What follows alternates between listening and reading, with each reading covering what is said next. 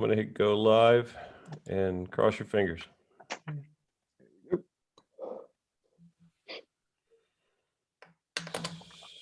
So it looks like it's coming up. Hello, hello, hello. How's everybody out there? Can you guys hear us okay? There we go. Thumbs up, thumbs down. There is Roland. Hey, Roland. How's everybody tonight? Darren, I see you're pouring yourself a fresh buffalo chase. Cheers. That's good stuff. What is Trey just right there in front of me? Edgar, Joe, somebody let us know if you can hear us. We're trying to do a sound check. We got some yips. We got a thumbs up. Yeah, there we go. Okay. There he is. Now you're on the screen. What's up, Roland? Can we get a sound check from you? He is muted at the moment. Oh, okay. Gotcha. All right, so Joe did say that he's going to be a little late, but Joe Darlington from Being James Bond is going to join us probably soonish. I guess we can hear you.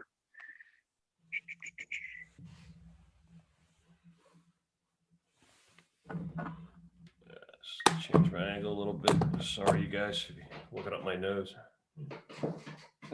Shrink down a little bit there. There we go. Going low. I feel like I'm in a low rider here. Steve, how are you, sir? Edgar, yes. Bud West does have a very sexy voice. Hello, Stephen. Can I get you guys to hold on? Let me get my wife. I want you guys to come down here and repeat that.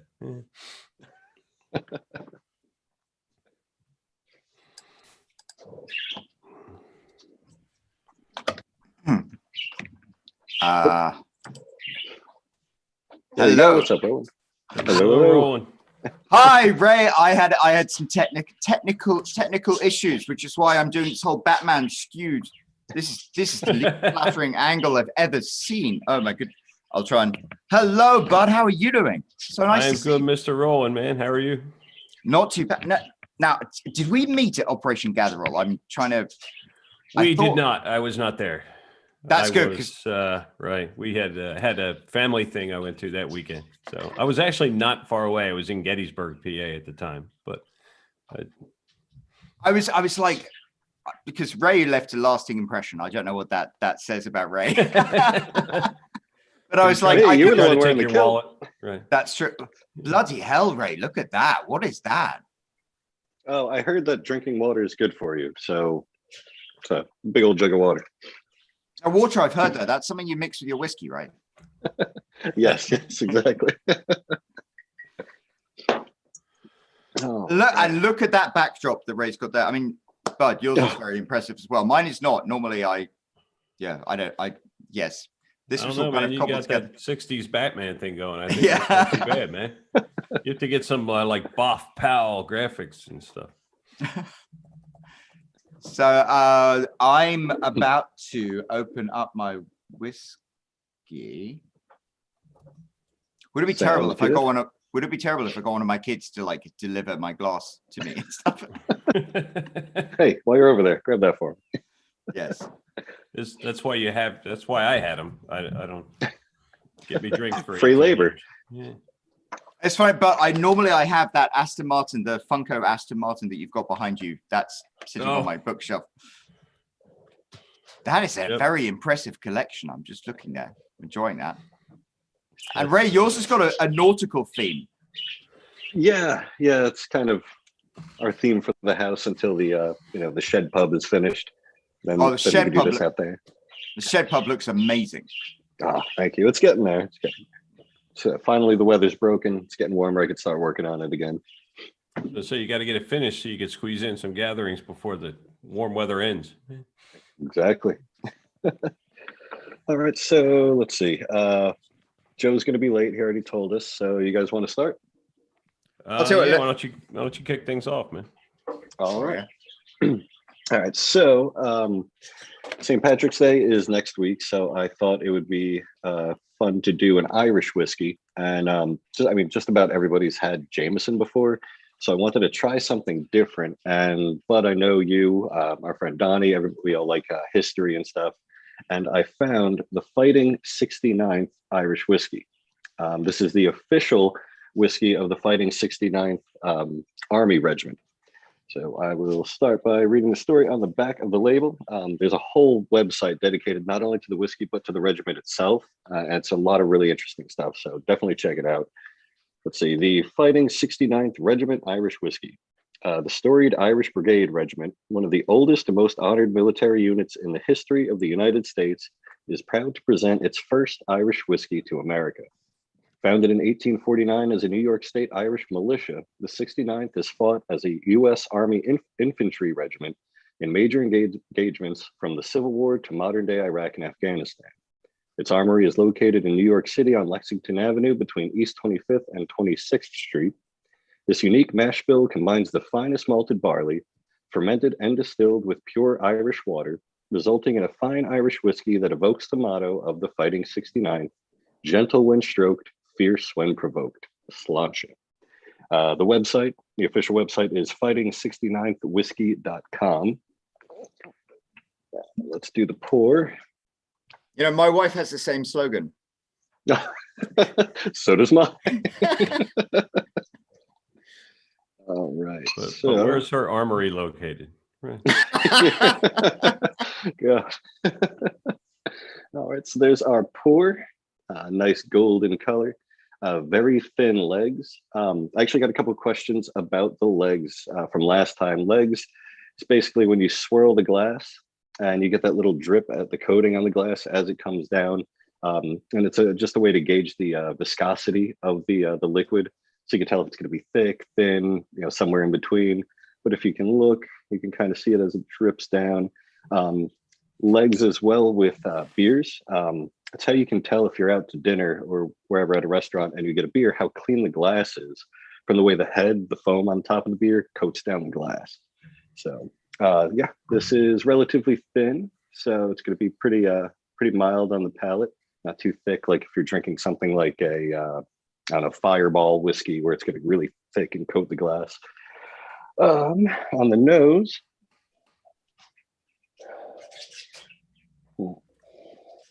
Now I've had this before, and I originally thought honey on the nose, and after doing it again, it's more mapley to me.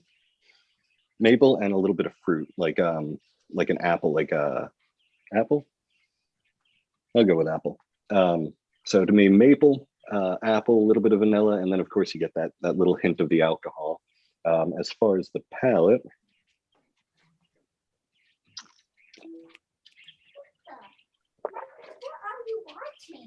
Yeah, that's all there.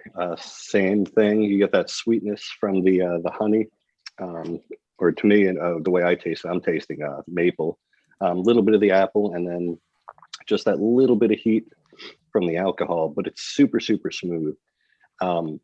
This compared to say Jameson, this is retail $27.99 to $32.99. I think I paid like 31, something like that.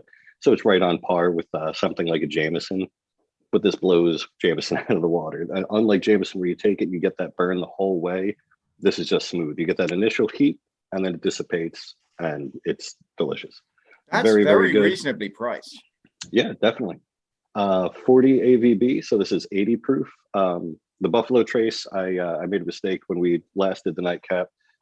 It is 90 proof. It was 45 AVB. For some reason, I kept saying 40. And again, this is the Bond Community Cigar Lounge. So my tobacco pairing is Newminster number 400 Navy Flake. Flake refers to the way that it's cut. It's cut in these long ribbons like that, and then it's kind of crunched together to form these little flakes. This is pretty sweet as well. It has the same notes of that like honey, that maple-ish sweetness to it. And it's a little bit of spice, a little bit of sweet. There's actually some floral notes to it as well. So really good pairing together. They complement each other really well. Let's see. Oh, another thing about the whiskey too. Every bottle that's sold, $1 of the proceeds goes to the regiment's historical trust. So every bottle you get something good out of it as well. On top of that, awesome, awesome whiskey. Definitely highly recommended. So that's all I've got for the Irish whiskey.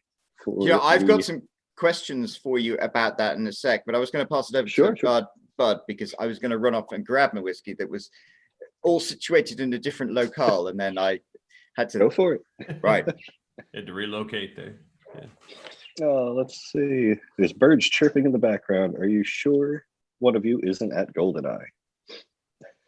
Certainly not me. I wish it was. Yeah. Yeah. Good evening, gentlemen. Hello, Fred.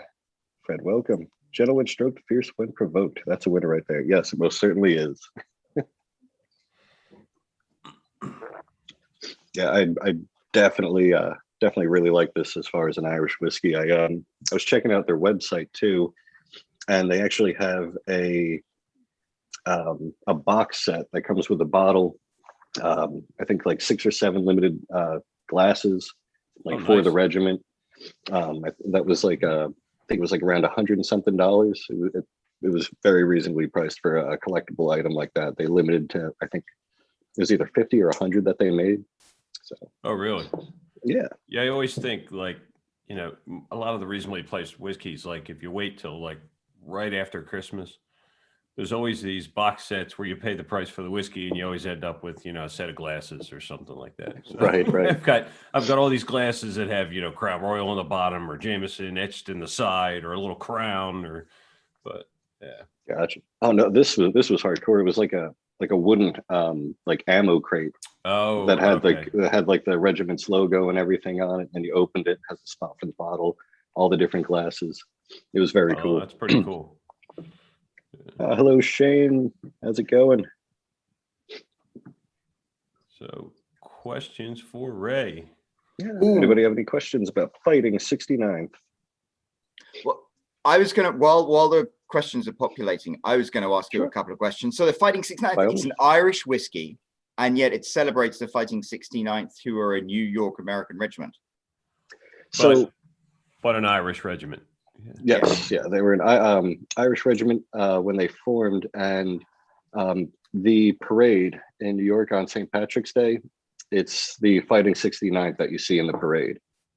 So they would always do a shot of whiskey before and after the parade, and they were trying to find a whiskey specifically for their regiment that they could toast to, and eventually they made their own, and this was where this one came from. So where is the distillery located? Let's see. Distilled, aged, and bottled in Ireland. Where exactly in Ireland? I'd have to double check. I don't remember. But the bottle itself is actually, oh, there it is. St. Patrick's Day Parade Vanguard. It's a beautiful bottle. That label is gorgeous. Yeah, it's very nice. All the gold foil on it and stuff. I didn't even realize the military still had. I mean, they were a very famous unit in the American Civil War. I didn't even realize they were still around. Yeah. That was part of they have a whole huge article, like 3-4 pages on their website, just of the history, and then 1 or 2 about the whiskey itself, and then how to get it and all that stuff. Right. But really good. I definitely recommend it. If you see a bottle, pick it up. I would choose this over Jameson every time. I think it's so amazing that it's like $31, which is a really reasonable price. Because I bought the whiskey that I bought, which is Irish whiskey, based off your recommendation, was I think $26. But I mean, you know, for something like that, I would expect to pay sort of $60 because it's, you know, it's celebrating a cause, it's doing something like that. So it's great that it's so reasonably priced. Oh, definitely. Let's see, any other question? I learned my history whiskey from Punk Fighting 69. Was also Dropkick Murphys song. Oh, I love the Dropkick Murphys.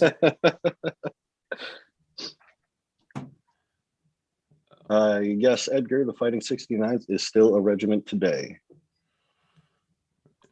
They're right up where they're poised to invade Canada, Edgar. We're sending them up.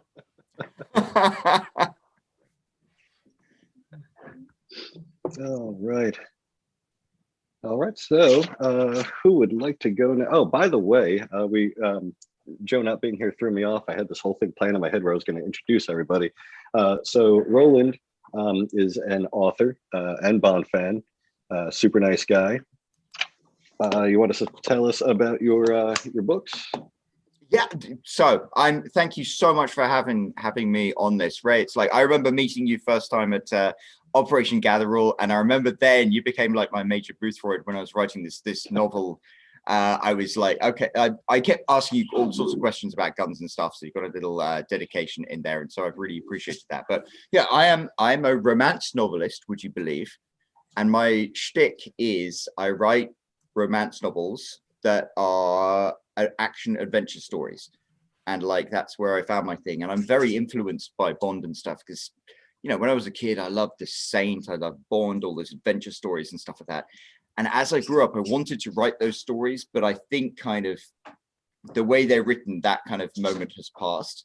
And would you believe when I started writing romance novels to you know, keep my hand in stuff, I was like, I kind of like the way you have to tell stories through romance, because it's alternating chapters from the heroine's point of view, then the hero's point of view, heroine's point of view, hero's point of view. And when you like, that means, you know, 50% of the story is driven by the heroine, which makes, you know, if you just get a typical Bond story and like tell it 50% from the Bond girl's point of view, it's going to be a very different story. So it's kind of cool and exciting, and I'm very grateful for the opportunity to be able to do it. And I'm very grateful for people like Ray, who I can quiz about things. And I was very inspired by you saying you wanted to have some Irish whiskey today, because I've always found Irish whiskey is very good for writing. And I nearly got, there's a bottle I like called Writer's Tears by Redhead Distillery or something in Ireland, and me being a redhead. But actually I went for, just like you went for the Fighting 69th, I went for another fighter. Conor McGregor, the MMA fighter, has Proper 12. And I used to do a little bit of Brazilian Jiu-Jitsu, and we used to have, before the pandemic, we had UFC parties and things. Lots of people think Conor McGregor is a knob, and I can't really argue with that. But he decided he was going to start a distillery in Ireland. Proper 12 is like the postal code for Dublin, I think. And he got a distillery and he got a distiller and he made stuff, and it's actually really legit. And yeah, it's $26 a bottle, and it's like, normally I try different whiskeys a lot. My friend Brandon and I have a channel called Adult Beverages where we taste things. This is one of the few whiskeys where it's like, I'll have that again. It's actually that good. So here we go. I shall pop open this virginal bottle and pour some in. And I think you would say it's got I don't know if you can say it, a slightly darker, more amber tone than the Fighting 69th. Not a huge amount of viscosity or legs, but I mean, it's not, you know, 18-year-old McKellen, but as far as it goes, it's got quite a nice fiery scent, and I like it. I prefer Irish whiskey to blended Scotch whiskey, although there are some very good ones. So I don't know. I recommend it, and I think for the price, you can't go wrong. I've had the Proper 12 before when it first came out, because I'm a Conor McGregor fan. Yeah, to me, he's the GOAT. I know he's lost a couple of brands. Well, no, I'm the same. I'm the same. But Proper 12 is very, very good. My wife's in the background yelling, "It's watered down Jameson." She's not a fan. I am wounded. Your wife seemed so nice on Instagram. Yeah, it's funny because Conor McGregor is one of those people you talk to and people either love him or hate him. I kind of like him because I think, yeah, he's flat out apologetic. He's kind of a dick, but until his recent defeats, he kind of could back it up as well. Yeah. Would you be quiet? Oh, no, turn her up, turn her up. All the ice melted. Oh, man. Yeah. Proper 12, he was pushing that recently with his last fight. I forgot what his opponent had. It was like an energy drink or hot sauce. I think it was a hot sauce, and he offered him a bottle of his whiskey if he brought him the hot sauce, and they did the trade. But Conor McGregor's definitely like calmed down since you know, he's made his comeback. Yeah, which I guess he kind of had to. But I like him because he's like, he said, what is it, that book, the Goldfinger, the James Bond book? I think Bond has a line where it's like, short people were responsible for everything wrong in the world. And it's kind of like Conor McGregor is. He's like a little terrier. He's like a short little man who's just so fierce, he'd like beat you up. But I love the suits he wears. It's like so over the top, but they're like beautifully tailored suits. And he comes, so I kind of, and I respect the fact he didn't just like get a Jameson's or something like that and just stick his own name on it. He actually went through the business of starting his own distillery. So even if it isn't the best whiskey, he started it on the best path to getting there. Now, how do you prefer your whiskey? Straight up on the rocks? It's a really interesting topic, because when I started drinking it, it was on the rocks, and then I started drinking it with the globes and things like that. And I've started to get into just drinking it neat. But my parents are whiskey drinkers, and they always mixed it 50-50 with water. So, but I kind of like it neat these days, I guess. Saves on the ice cubes. True. So do we have any questions for Roland? Let's see. Edgar Chaput, Proper 12 is available at my neck of the woods. Hi, Edgar. I'll try it out. I'm sure it's a real knockout. I like that. The coffee malt is my favorite. Be sure to try the malt, not the coffee grain, which is too smoky, in my opinion. Which one are you talking about? John Clark, what is your preferred Irish whiskey? I think he meant Roland there, not Ronald. Yeah. Yeah. Oh, I get that all the time. It's so interesting, because I hadn't drunk that much Irish whiskey before, because I'm Scottish. But then I started drinking it, and I actually really like it. There's one, Teeling does some really, really good Irish whiskey. They're Teeling. And then there's this one, the Righteous Tears by Redhead Distillery or something. And I was like, Redhead Distillery, it's called Redbreast, that's it. And I was like, it's called Righteous Tears, it's me. And I remember I bought that, and that bottle fueled an entire book once. So I would say that would be my go-to, but I've Gets always, the creative juices flowing. Yeah, there's something about Irish whiskey. I don't know what it is. It's like it's distilled with tears or something. There's something very emotional and heated in it. But I like it. I love Scotch whiskey, the single malt Scotch whiskey. I'm not such a fan of the blended, but Irish whiskey is always, it's always consistently kind of like deliverable.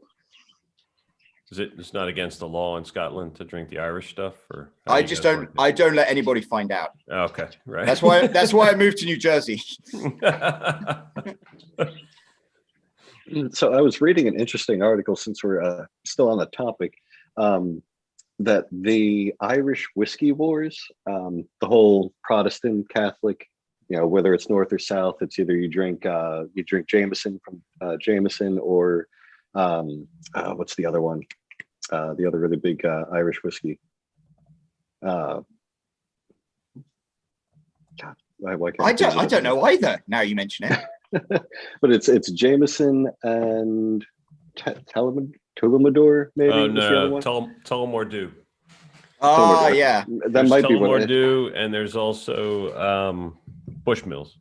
Bushmills, yes, that's what I'm thinking. Bushmills, So if you're Catholic, you drink Jameson. If you're Protestant, Yeah. it's Bushmills from the two distilleries. Apparently, that is some like perpetuated myth that that's not really a thing. Oh. If you're in Ireland, you just drink whiskey. Irish whiskey. The North is controlled by England, so it doesn't make sense, because the English would be more like, it was this really long article, but I was so curious about whether or not that was true, because I grew up thinking that was like an actual thing, and apparently it's just a myth. Oh, Yeah, I used to work with a guy from Ireland, and he said your first choice is free whiskey, and then after that, so you always take the free whiskey. Fair play. Yeah. So I'm British, so most of the Irish people I know are from Northern Ireland, and that's why maybe Jameson's is like top of mind to me. Well, they've got a huge distillery. They also put out what's called Middleton's. Oh, I didn't know that. Yeah. Middleton's is pricier. It's significantly better than Jameson. So Jameson will run you about $30 a bottle, maybe. and Middleton will run you about 100.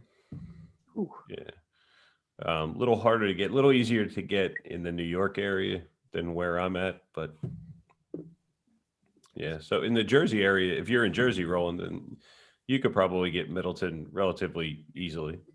Yeah, it's amazing. New York is like this weird microcosm of Irish society. It's like I went into a pub once and everyone was from Ireland. They were speaking Irish. I was like, I'm just going to keep very quiet and be very un-English. All right, very well done, Bud. What do you got for us tonight? So what do I have? I do not. Well, I have the bottle, but it's upstairs. So this is actually Jim Beam Black. Ooh, very classy in a decanter.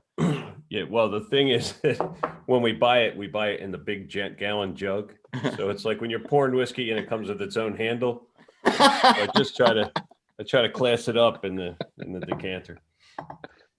So one of my many writing jobs was writing the product descriptions for Waterford Crystal, which is of course the Irish Waterford thing. So like I know about all of the different cuts in the glass, like you've got in your decanter. Yeah, this was like $30 and it came with 2 glasses on Amazon. So it's really not that fancy, but yeah, it looks good on video. Huh? But so yes, Jim Ollie, Beam New Black York has plenty of Italians. Well, that's a nice amber color, isn't it? That's like nice and dark. Yes. Yeah. It really, to me, doesn't look much different in color than the regular Jim Beam. And I don't know how many people know that Sean Connery was actually in his Bond days was also you'll see him in Jim Beam ads. Even though I don't recall it being mentioned in the books or. I don't recall that, but I do remember seeing the picture of Sean Connery like drinking his Jim Beam, and it was an advert in like the 60s. Right. Yes. He's sitting there. It's like a drawing. And then there's a comedy one that went around where he's sitting there with a bottle of Manischewitz. And the caption says, yes, when there's absolutely nothing else in the house to drink. So I do a YouTube channel, my friend Brandon, who it's called Adult Beverages, and he's Jewish, and he was talking about how for St. Patrick's Day, because it's crossing over with that thing, he'll be eating, corned beef with Manischewitz to wash it down with.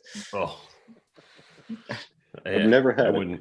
I would stop drinking. Yeah, that would be the only thing that would get me to stop drinking. Whoa, don't go crazy there. But it's not bad. It's a little stronger. I think this is 43% alcohol, so it's 86 proof. The regular Jim Beam is a little lower. For me, when I smell it, I smell cherries. So the nose on it, but when I drink it, I taste vanilla. So I don't get the cherries in the taste. So there's this one trick that we got where you dip your fingers in and then you rub your hands together with it there, and you can smell a lot of the ingredients. And it's funny. Really? I with bourbon, you can smell the corn in a way that you can't with like other whiskeys, which is always interesting. Really? Yeah, actually, I've a friend. Ray met him today, but who is a cigar roller, and he will pour whiskey on his hands and then rub the leaf of the cigar and then roll the cigar. That sounds awesome. Yeah. So, but it's funny. I know a lot of people, they say they taste the cherries. I've met people that say they taste apples out of this. And I don't know if it's just me, but I taste vanilla in a lot of things. So I'm starting to wonder if it really tastes that, or if it's just everything just tastes like vanilla with me. But it's very vanilla. The nose to me is very cherries. It is only a couple more bucks than regular Jim Beam. Jim Beam is what, about $22 for a bottle, or? Yeah, it's good stuff though. This is only slightly more. I normally don't. I'll drink the black straight. The regular stuff we mix more often. So I was I was drinking some Old Forester there for a while. Ray brought over a bottle and we started buying it. Now every time I drink it, my wife hollers at me because she wants it for herself. So we, so I got bumped out of the Old Forester and had to go back to the. But it's cheap. It's very economical. Now I have read that they don't make this anymore, Ooh. but it's still available in. I live in Delaware. It's still available in the stores around here. I've heard that they've replaced it with something called Jim Beam Extra Aged, which is supposed to be a little better than this. There's not a huge difference between this and the regular Jim Beam, but it's such a minor price difference. This is a little smoother. There's a little less burn. But if I drink any more whiskey today, Jesus, I've already had Jameson, Johnny Walker, Blackwell's rum, and a Guinness. So right. You're just all dried pre-gaming out, for St. yeah. Patrick's Day. Right. He's building up his tolerance. Yeah, exactly. No, Bud, Steve Bud says, invited "Bud, a don't hate handful of me. us. I'm sitting on 3 gifted bottles of black. Well, gift them to me, Steve. Right? You need to re-gift those bottles, Steve. So, but what is, if you were out and you had to have a whiskey of any kind, what would you have? It's like, are you a Scotch, an Irish whiskey, a blended, a bourbon, what's your poison? Depends on my mood. Mhm. So a lot of times I drink Scotch at home. I don't normally order Scotch when I'm out. I'll drink a Jameson. I like Crown Royal. I like Maker's Mark. I really like the Maker's 46, which is very good. Ray got me hooked on the Old Forester. So in the house now, I've got Johnny Walker Black, Johnny Walker 18-year-old Platinum. I got some Jameson. We have some Old Forester. We have the Jim Beam Black, and I'm sure there's another bottle of something up there that I forgot about. Oh, we have a bottle of, and I don't care for it, but my wife and my son both like it, is Dogfish Head, which is a beer, has started to make distilled alcohol. So they're making a whiskey. I think it needs to, it tastes to me like it needs to age another 10 years, but. That's really interesting. There's Asbury Park has a distillery here in New Jersey, and they made some whiskey, and they aged it in gin barrels. And I applaud them for everything about what they're doing. But I tried it with my friend; it was disgusting. Oh, really? Because gin barrels, gin has that I love a gin and tonic, and I love a whiskey. It's a unique taste. Yeah. Oh yeah, that was Talk about an acquired taste. That was it would take me a long time to acquire that particular taste.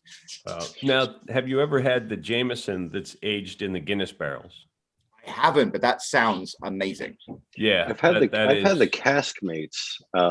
That's I've what had that one there's before. 2 cask mates, and one of them is Guinness. I can't remember what the other one is. I think it's an IPA, isn't it? Because I think I've had the IPA other one. sounds about right. It might be. Yeah. Yep. That's my daughter making a guest appearance, stroking the cat. Bud, Ollie Perry says, Bud has the soccer coach's taste in. Well, I did coach soccer for 25 years, so yes. And I have the best radio voice. I agree.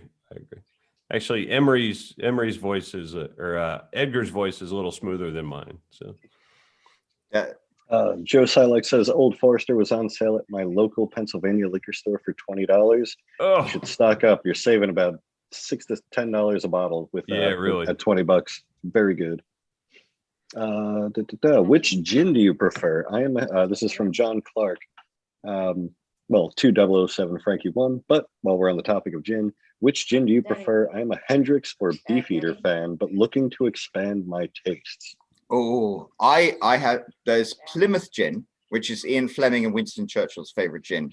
And I went to college in Plymouth, so I like that.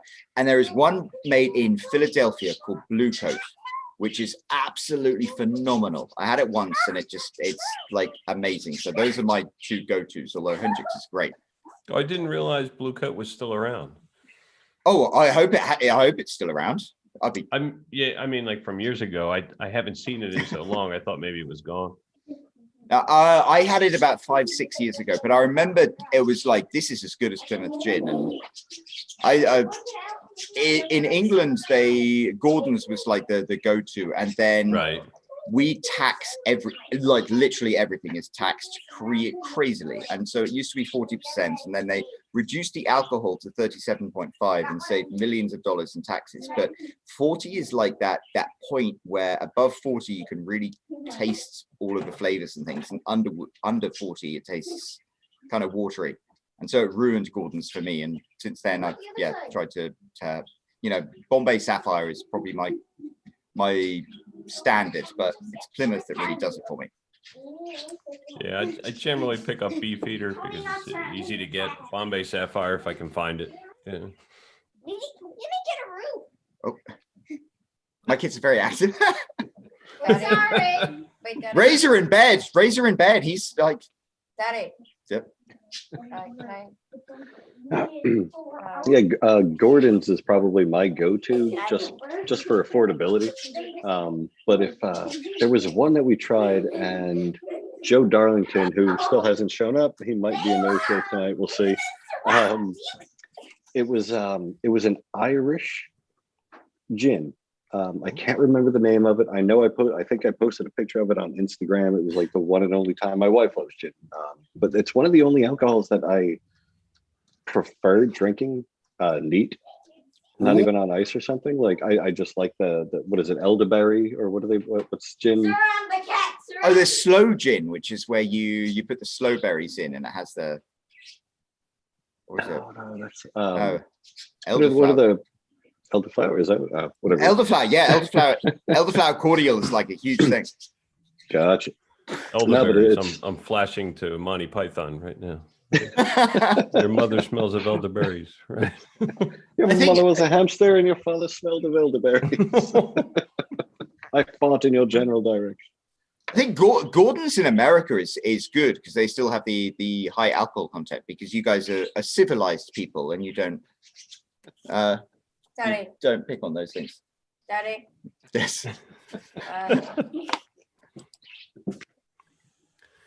Irish gunpowder gin is another excellent one, says 007 Frankie 1. I've never heard of that one.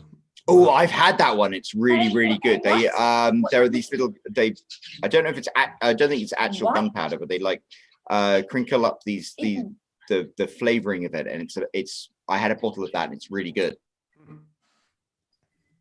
It's your name. Maybe it is.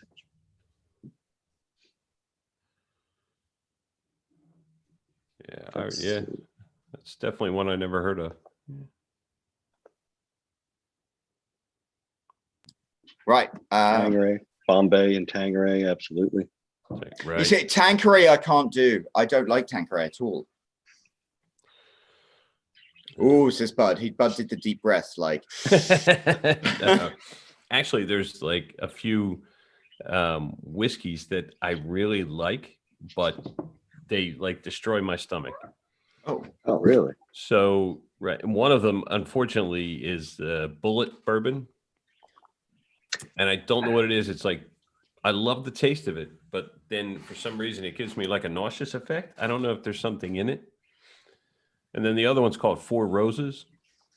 Oh, I've heard of Four Roses. I've never had it.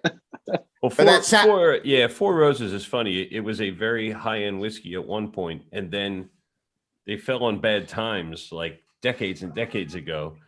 And Four Roses became like the whiskey of like homeless people. Like that's what they had in the brown paper bag. Yes.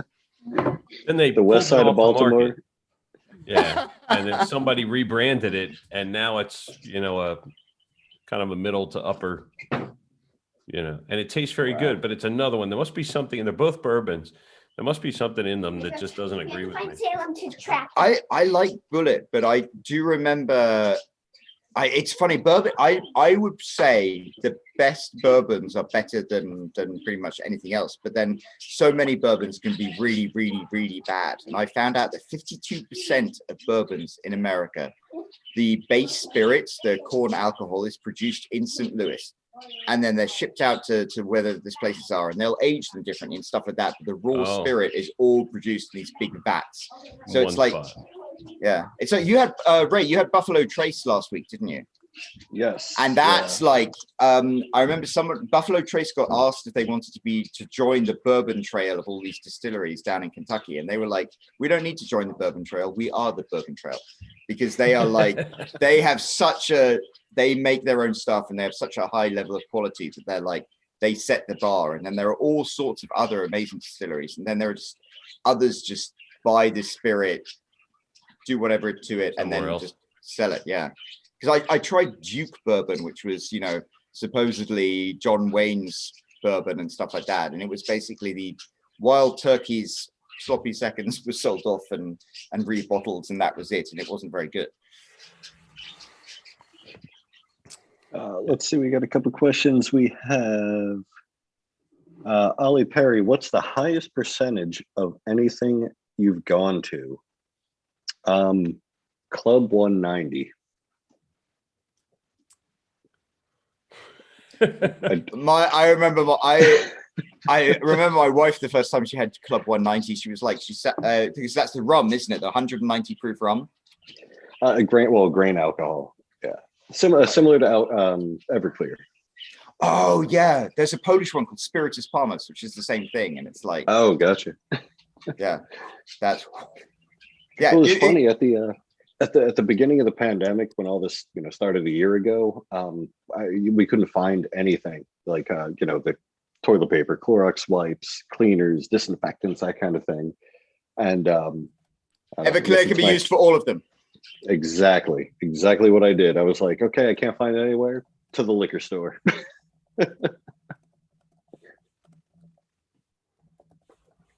Alcohol kills germs, and I'm convinced that's why I haven't caught the Rona yet.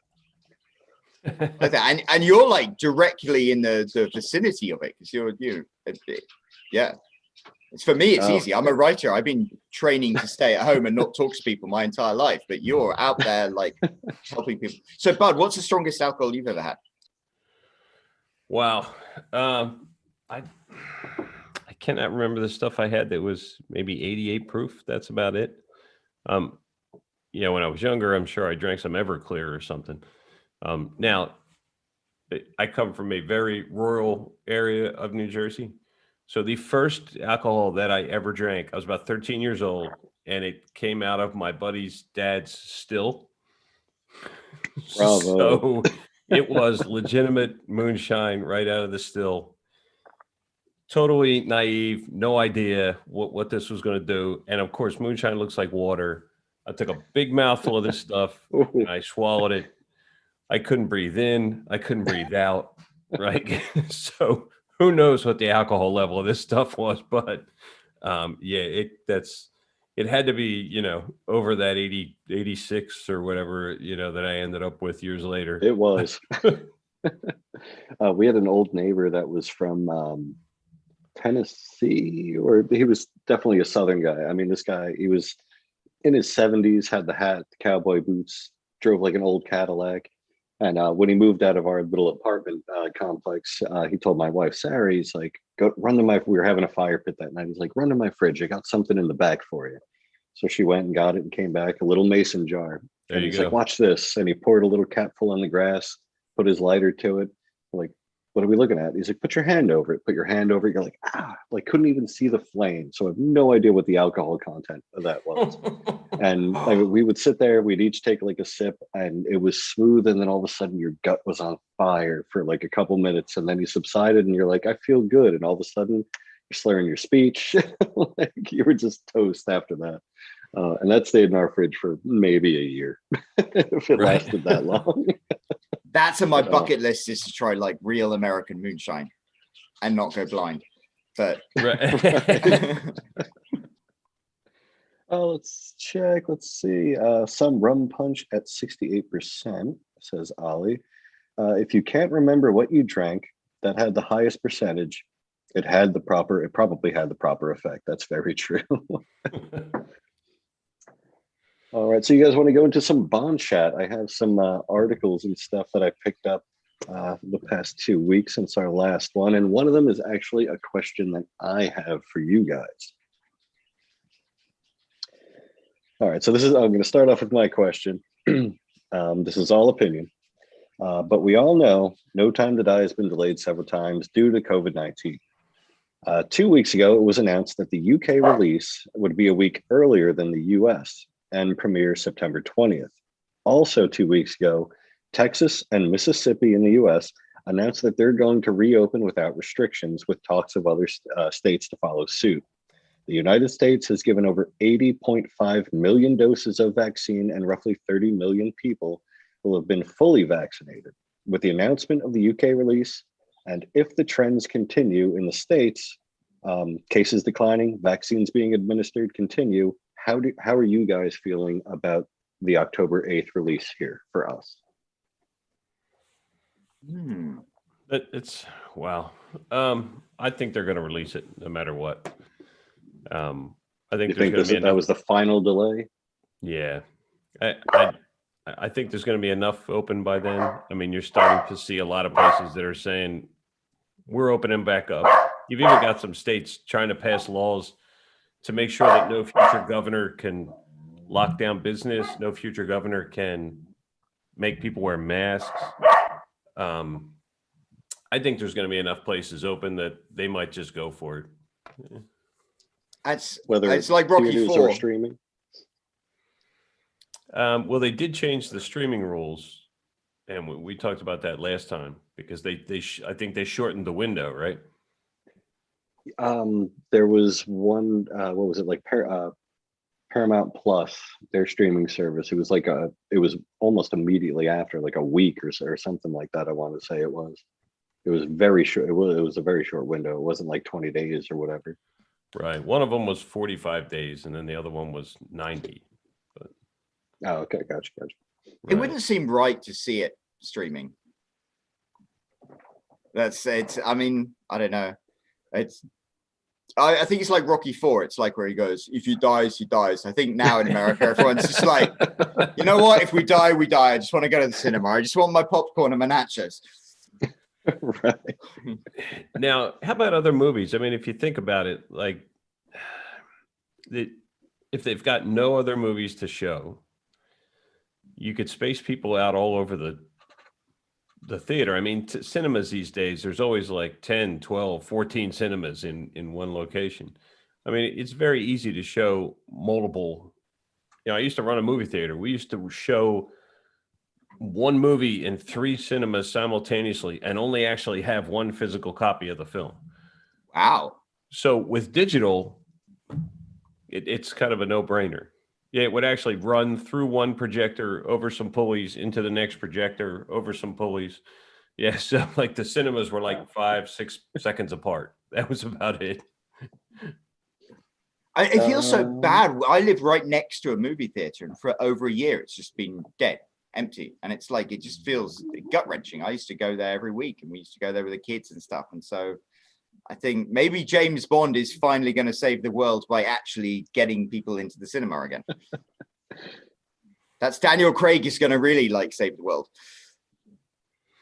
So, I mean, they're allegedly like losing what, like $1 million a month on this? Must be. Oh, Joe Darlington is finally here. Joe, click that link and jump in the chat. Oh yeah, he Go sent live. a message that said, he said, I apologize, I can't get in. So, but then Can't or won't, jumped Joe. on the chat. So, yeah. She was going to take his place. All right. So, what's your favorite whiskey? Right. Who wants to want? Yeah, you got a few years left before that becomes an issue, Roland. Let's see. Steven says October 8th is optimistic. Should be vaccines in place. Not sure about international travel, though. So London premiere is... That's a good question. The London premiere. My sister lives in London, and it all seems so complicated there. It's like here in America, you know, you just have wear the mask and stuff. In England, they've got like tiers, and each tier has a rule and stuff like this. And I'm like, this is far too complicated. I can't be doing with this. But it seems like I think England is still going to be quite restrictive, whereas I think What else we have? I was going to the cinema in April 2020, so I'm going in September 2021. Right with you, Ollie. All right, so now I have two other articles. This one was from Screen Rant. James Bond is finally switching sides as the new agent of Spectre. Has 007 abandoned MI6? Dynamite Entertainment recently released James Bond, Agent of Spectre #1, which finds the ultimate gentleman spy hot on the trail of his most notorious opponent. After a series of covert operations and deadly undercover missions, Agent 007 comes face to face for the first time with arch nemesis Ernst Stavro Blofeld. These two legendary assassins seem primed to kick off their storied battle of good versus evil when Blofeld makes Bond an offer that he may not be able to refuse. Will James Bond use his license to kill in the service of Spectre, or allow the clandestine organization to eliminate one of his closest associates? Now, the article goes on with a couple spoilers, so I'm going to skip that. But James Bond working for Spectre. What about thoughts on that? Is that like Captain America working for Hydra? That was a thing. Are they just ripping that off? Pretty much, it sounds like it, but that could play. If you read further into that, I just don't want to ruin it if anybody wants to pick up that comic book, because it goes a little in depth on what exactly happens on those first that first issue. But I think that could be. It sounds pretty cool. It does. I don't know where that series would end with Blofeld and all, but it sounds intriguing. I kind of want to pick that up once they compile them a little bit. I mean, if you look at the benefits package between, MI6, British Civil Service, and like Spectre as a private corporation, it's quite an attractive reason to go to them. A much better dental plan. Yeah. Right. The 401k. I'm sure the pay is really better. good. And those British teeth, you need a dental plan. But Dynamite does a pretty good job. And if you wait for the compendiums, like, here's one of the origin ones from it. And the artwork and everything, everything is really well done in these. And if you wait till they put them in these hardback compendiums, they're like $20. I'm not real big on the original stories. These origins were good. These are excellent. So, and I don't know if they're going any further. Like, this is Casino Royale. Ooh. And I haven't got any word on Moonraker yet. Live and Let Die. What? But What type of bottle? these are excellent. Bottle. And how much they differ from the books or the film or? These are spot on to the novels. Yeah. Yeah. Well, except for Live and Let Die, when they've removed some of Fleming's more offensive chapter titles. But yeah, for the most part, though, they are really all the dialogue is lifted directly from Fleming. Really well done, I think. I've been enjoying Calvin Dyson's video game things, and it's so interesting to me as a writer and a storyteller how you have the books tell a story, and then they took that and created a film out of it, and then they recreated the film as a video game. And it's so interesting to have, like, there's a video game that has the segment based on Goldfinger, which is based off the movie of Goldfinger, which is based off the book of Goldfinger, and they're all so different, and they're also different in different ways, which things you emphasize on. And I think that's just a really interesting journey, considering it's meant to be the same story. Yeah, they've only really done, I think there was a From Russia with Love video game and maybe a Quantum of Solace. Yeah, I remember the From Russia with Love, because it was back in the early 2000s. I had a PlayStation. I was young, carefree. I played that one, and it was actually really fun. And they had Sean Connery do the voice, and you could tell he was like in his 70s. It's like his little avatar looked the same, but he was like speaking very, very old manish. Oh. Steven Savoca says the jumpsuits are more colorful working for Spectre. Oh, well, I'm sold.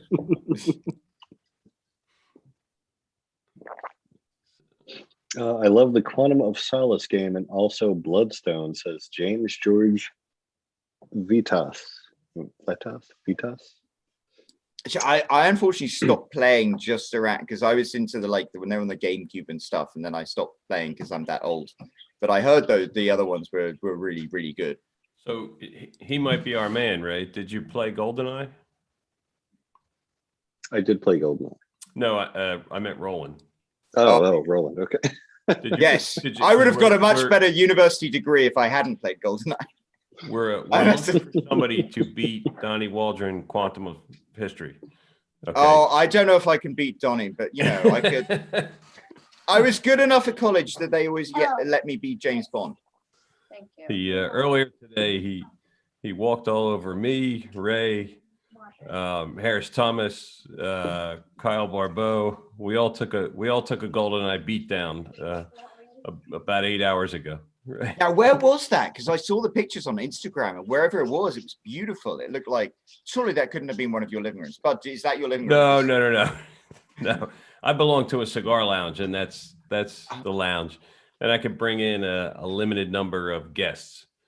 So was Ray, Donnie, Kyle from Easy Smiles and Expensive Watches, Harris Thomas from Dressing Like Bond, myself, and Matt Spencer from the Tropical Bond. Matt Spencer's got the best basement ever. Thanks to you, what a job he did. Yeah. So my daughter was liking assistance.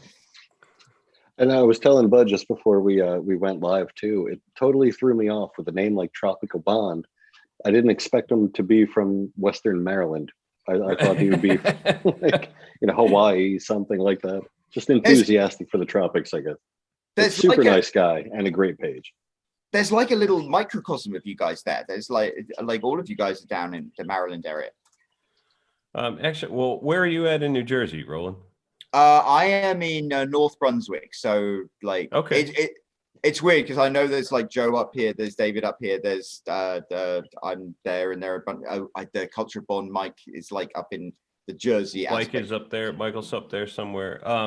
Kyle's out in Long Island. Harris is actually he's got a promotion at work, and he's actually in the process of moving up to New York. I always see his pictures in New York City, and I'm like, yeah. If I was ever gonna, take someone's Instagram pictures and pretend they were my own, they would be his. Oh, thank you. My daughter just got me a glass of water. I don't know what she's implying, but thank you. I appreciate that. Is this for me or is this for your brother? You. It was a reminder for us to drink our water. That is a big flagon of water, but no, yes. Isn't that wonderful? I've got a daughter who comes and brings me a glass of water. Beautiful. All right, so my next article, this one comes from the New York Post. Celebrity survivalist Bear Grylls claims he was approached to play James Bond. The hunt for the new James Bond is turning wild. Celebrity survivalist Bear Grylls claims that he has been approached to play the big screen's most famous spy, 007. But he refused to take the role unless he was allowed to drink his own urine. His own piss. I thought the same thing when I read the article. Quote, I have been approached to play Bond by a few people I can't name.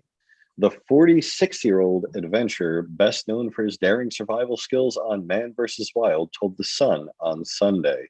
It's flattering. I'm privileged to be considered, he said, suggesting it was a serious approach despite his Bond-like secrecy.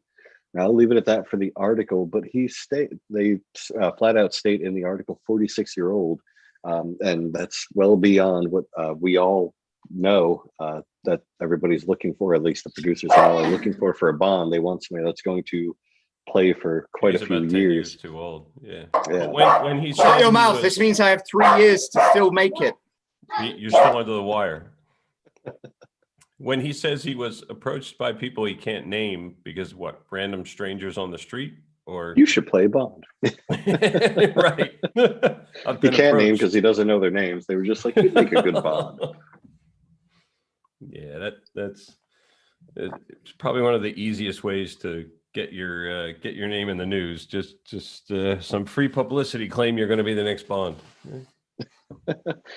Edgar says, a glass of water. Roland, your daughter's looking out for you.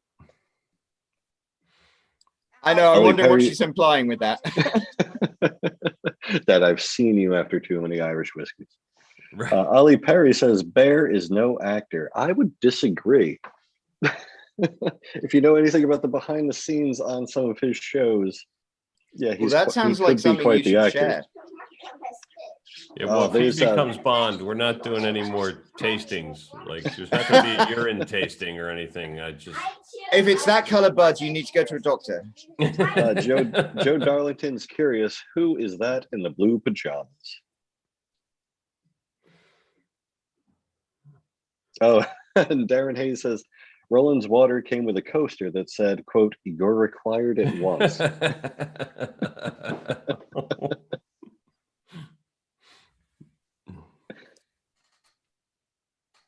007 Legends 2012.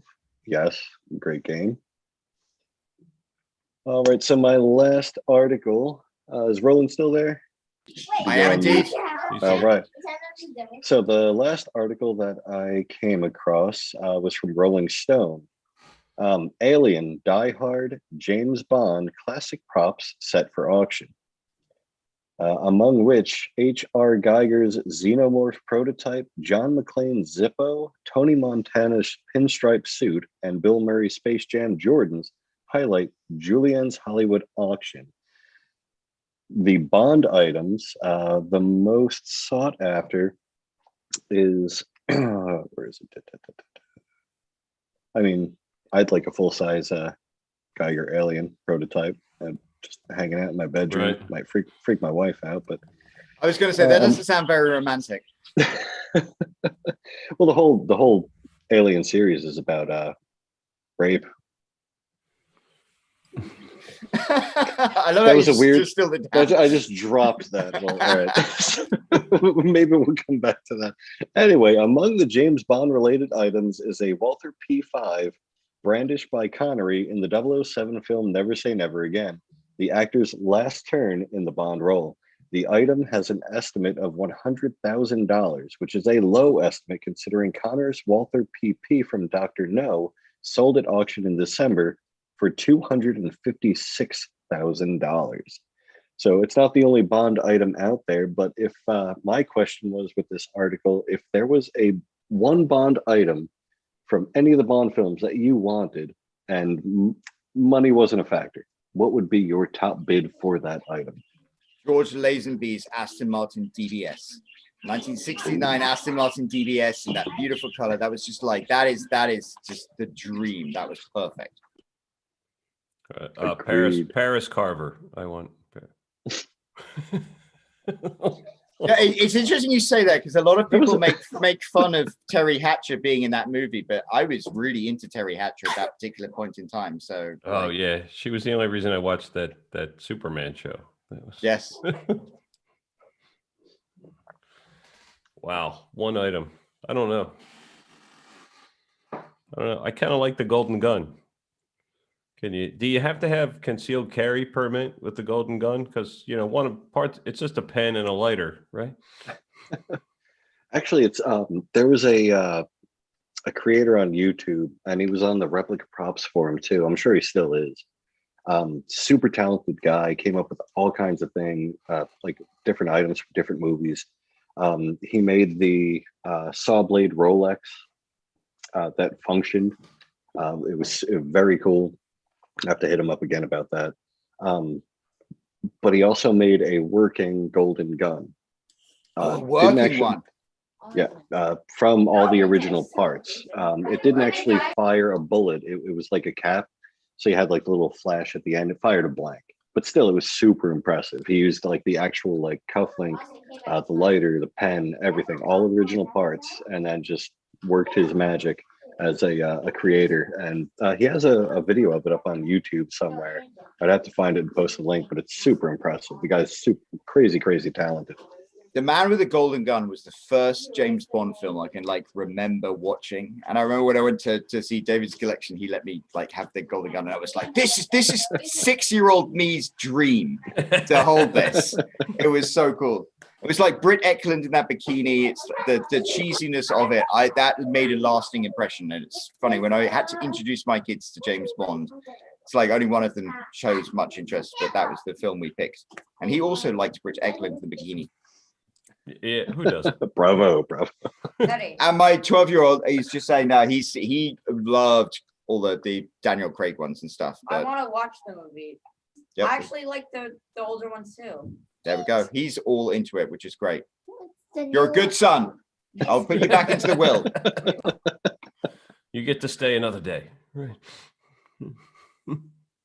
So actually, that brings up another question from me personally. So I have 3 kids. I have twins that just turned 2. My daughter turned 4, and right off the bat, like I want to get my kids kind of involved in it, and I'm taking the long route. Like my daughter knows when she sees like a David Zaritsky video or something while I'm watching it, she's like, "Is that?" Early on, she wouldn't say, "Is that David?" Now she says, "Oh, that's your friend David."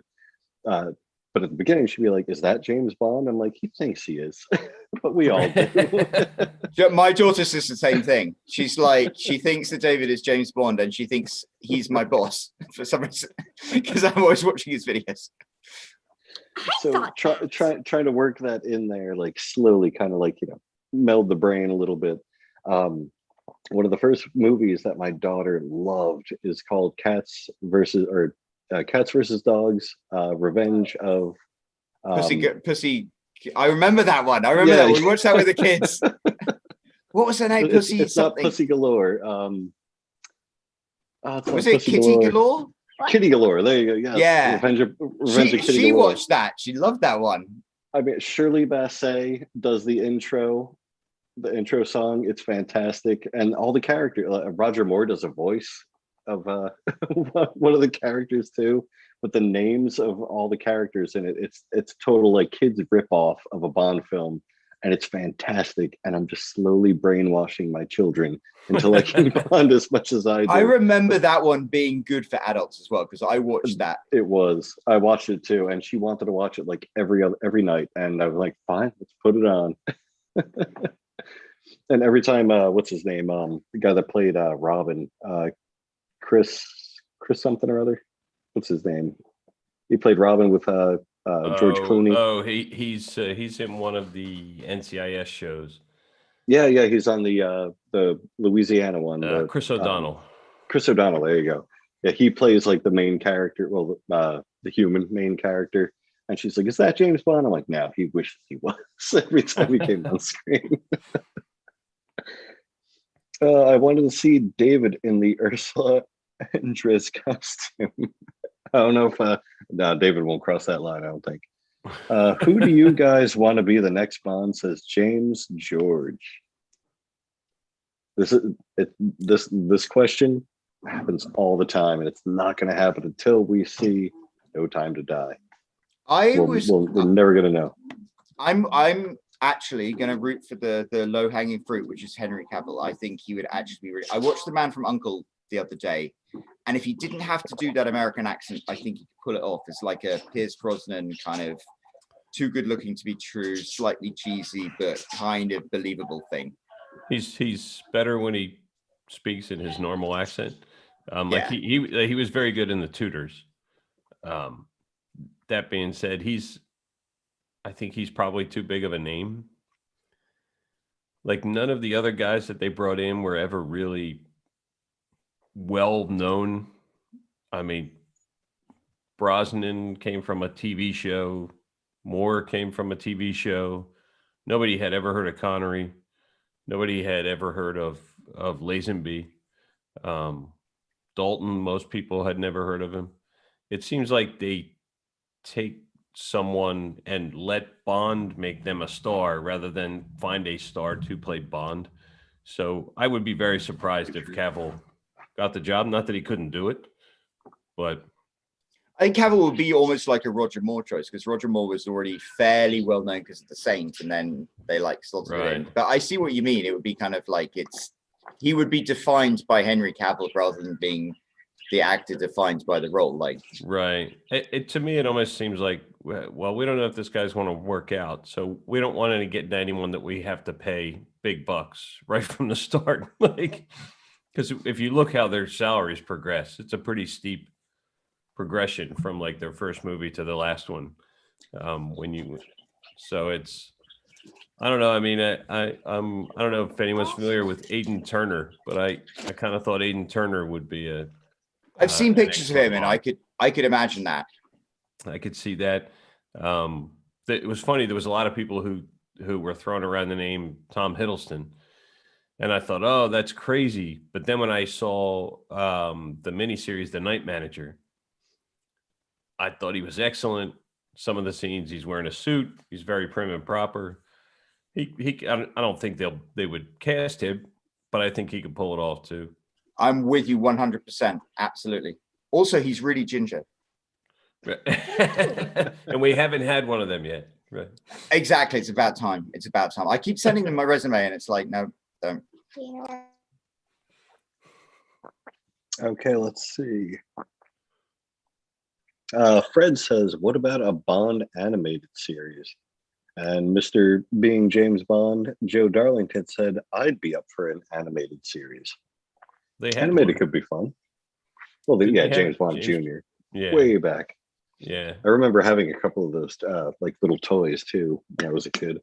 Oh, yeah. I never watched it, but yeah, I know they had it. Yeah. Now, what about how the Matrix? We had the Matrix 1, 2, and 3, and then they had the Animatrix, which combined all different stories with like prequels to the whole Matrix storyline, something along those lines. How would you guys feel about that? I know a lot of people are talking like maybe they should have a Netflix series that was like set during the 50s or 60s, and maybe that would work well with an animated series. You could do that. I don't know, but I think like having a contemporary Bond might. I don't know. I can't imagine it, but you know, there are lots of things I can't imagine.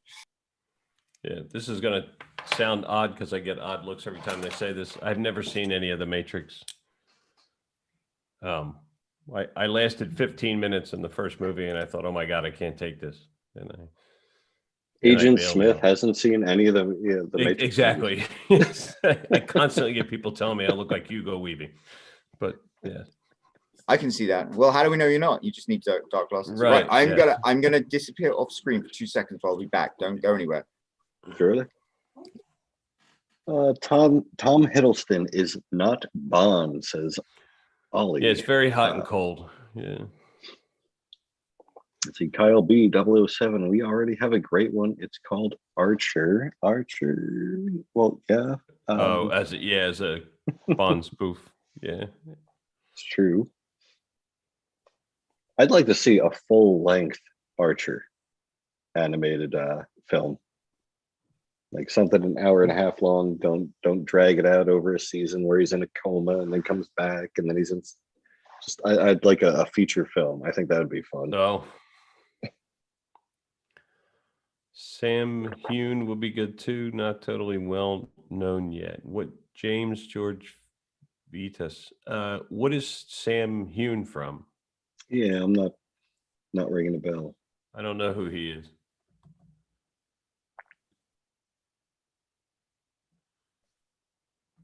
Oh wait, I know who he is. He's the Outlander guy. The Outlander. I haven't seen the Outlander yet.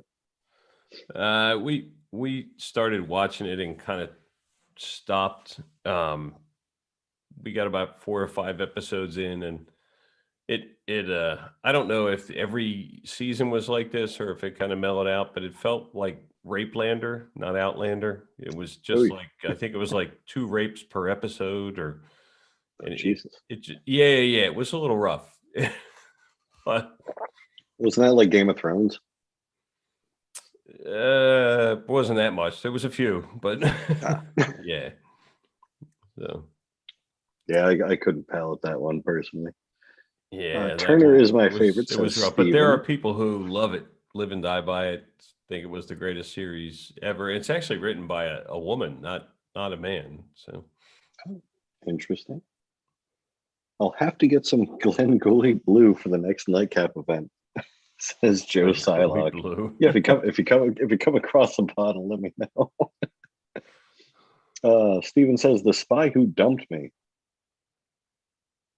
Oh, I've seen. I haven't seen that movie. I've actually seen the previews. and that's pretty. It It's kind of pretty looks funny. funny. Oh, Yeah. which movie are we talking about? I'm sorry. The spy who dumped me. I haven't seen that one, but that did look really funny. Yeah, Was that the it's one not with bad. Tom It's Hardy? not- yeah, there's actually one with Melissa McCarthy, and I can't remember what it's called. It might be just called The Spy or something. I think like it is that. called The Spy. Yeah. Yeah, that one wasn't bad. That was a good spoof. Yeah. There Which was, one was Spy Hard? oh, wasn't that the Leslie Nielsen or something? That was like a What's that Naked name? Gun type of. There are actually two French movies called OSS 117, which is based off the 60s book series that was released in France about a like James Bond type spy.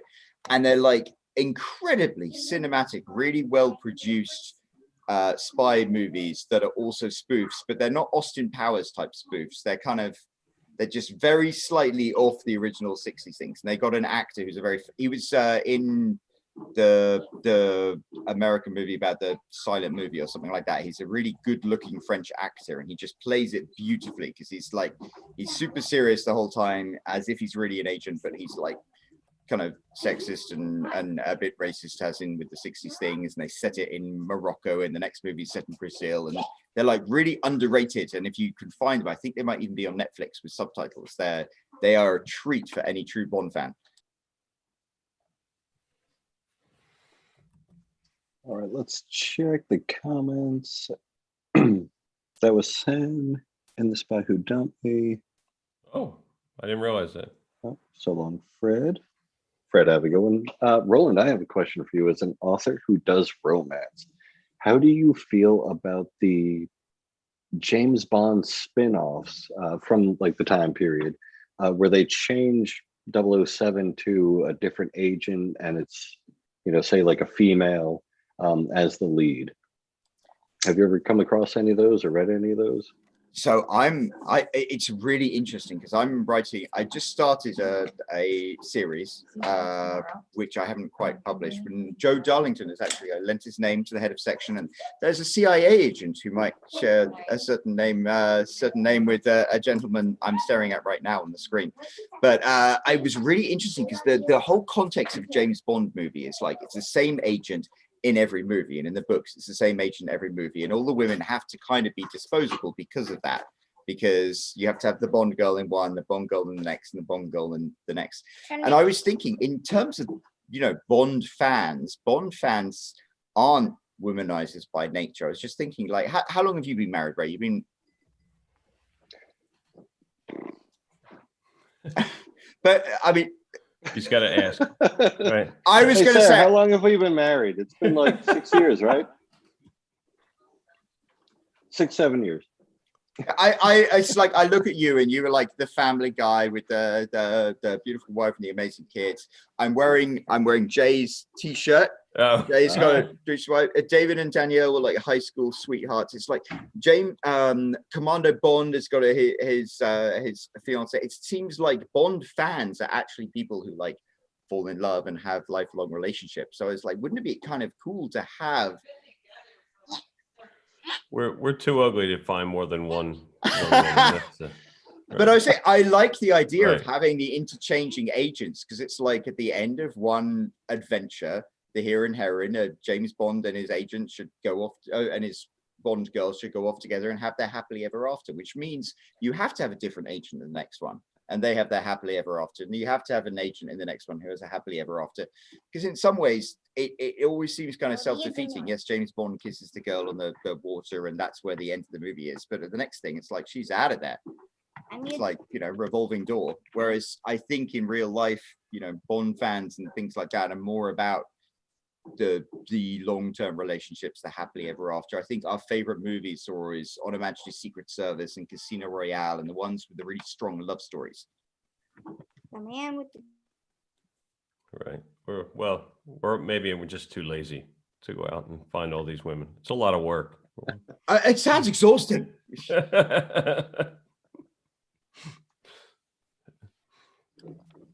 I mean, just remembering their names. Let's see. James George says Tom Hardy was in Means of War with Chris Pine. Sam Human was in The Spy Who Dumped Me. Ollie Perry says a book series, a video game series, a movie series, all moving together. Which they've actually done. Sci-Fi tried that with a show called Defiance, where they had Defiance books. They had an online game that was affected by the episode that they aired each week. It didn't quite last, but It was a great show too. Was it really? I never saw it, but it wasn't an established intellectual property. It all kicked off that way. Yeah. I remember the books did commercially very well as well, actually. Did they? Yeah. It sounded like I love sci-fi, but yeah, I'm like, look, I got to read the book and I got to watch the show and then I got to play a game. That sounds like a lot of work. So, I mean, as men of a certain age, I don't know about you guys, but it's like I get like one show a week that I can focus on. Oh, yeah. Yeah. Well, I mean, there's soccer season and there's hockey season. And then, yeah, I'm pretty tied up with those most of the time. But Bud, you're an empty nester. My soap operas revolve around watching what happens next on Bluey, and you know what? I enjoy. I remember Bluey. those days, man. Yeah, I look forward to Bluey when it comes. Pandemic sent the nest is partially full again because everybody got bored on their own or got stuck with virtual learning. Oh, that was fun. The virtual learning. Not there yet. Almost. Sarah was taking her bath earlier, and I walked in to like grab my tripod to set up for this, and I was like whistling doo doo doo doo doo doo doo doo. She's like, "Are you whistling the Bluey theme?" I'm like, "Yeah, and I do that a little too often, more so than I'd like to admit." I'll walk around the firehouse and I'll whistle that. It's a great show, by the way. If you guys at home have kids, make them watch Bluey. It's great. A lot of life lessons learned for kids in there. Bluey, what is it? Because my wife and I will still now sing like "What's Gonna Work," Teamwork from these shows from the kids that we're watching incessantly years ago. What is Bluey? Is that like the sequel to Blue's Clues? No. Bluey is actually a family of Australian sheepdogs. Oh. Cattle dogs. Sorry, my wife's correcting me from the other room. Cattle dogs. You have Bandit, the father, Bluey, Bingo are the two daughters. The Chili is the mother. Chili's the mother, and it's just the father's a writer who I think you'd appreciate that, and it's just their like daily adventures. But every episode is like a life lesson. My one daughter cried during one episode. She was so upset about going to sleep without her lovey, which was like an episode. It's actually good stuff. What color is Bluey the dog? Because I know in Australia, Bluey is like a nickname for redheads. Oh no, Bluey is blue, and so is the father. They are. You said they're Australian cattle dogs, and then the mother is what breed? You said her name was Chili. Is she a Chihuahua? No, it's not a Chihuahua. Just that they're shivering.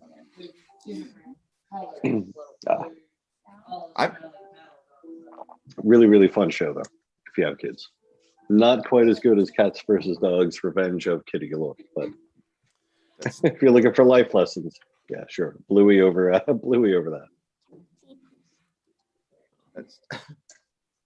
always suggest for young children, like babies, first watching TV, baby first.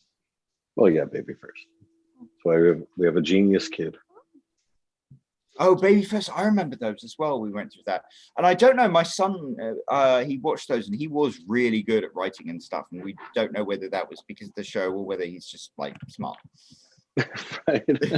We had the same issue, but I had an issue with Baby First.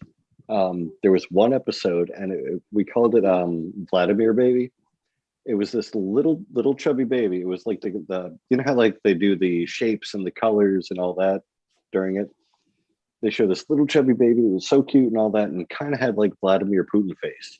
I don't know, he just like reminded me of him.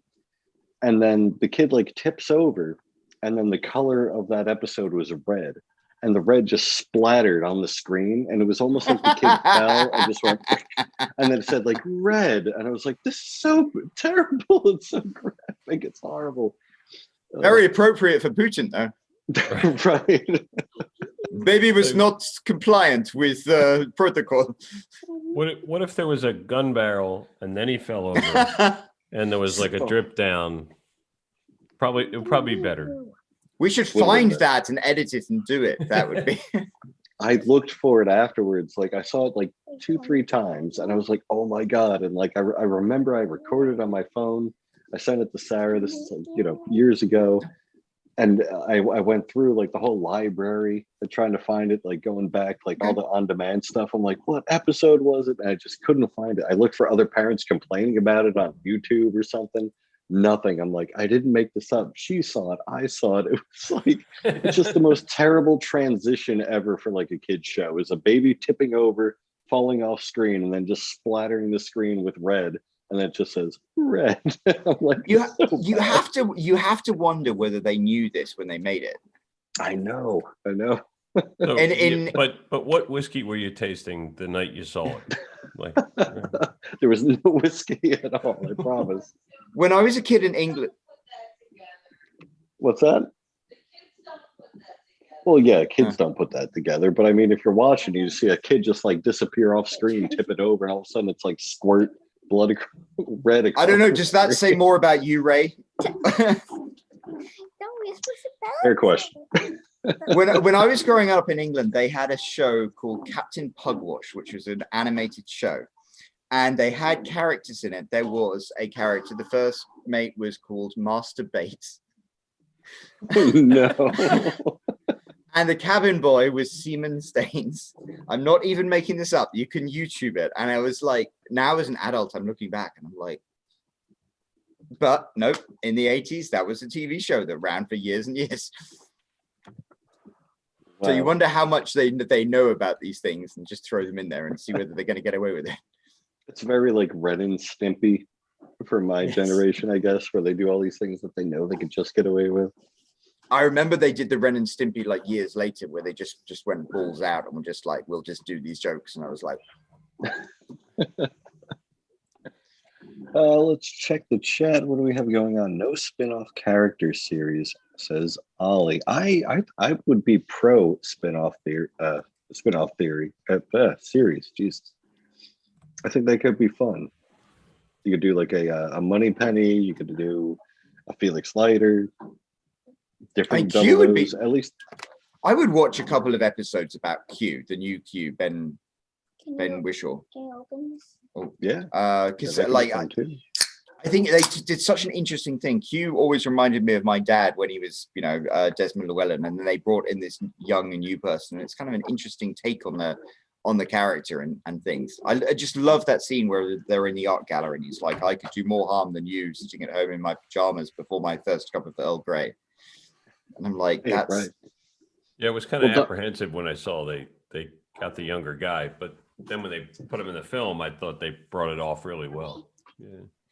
I don't know if you guys or anybody in the chat is Doctor Who fans, but they did that with Doctor Who. They had Doctor Who, then they had Torchwood, and they had the different spin-offs and stuff. And With Torch- the Captain Jack guy and I Yeah, love Captain Jack. I have Captain Jack's actual coat because my parents and my grandparents were in the Royal Air Force, but those are big, heavy coats. And the actor who plays Captain Jack is allergic to wool, so they made it out of polyester. And for a short time, you could buy it, and I've got it. It's the most beautiful coat.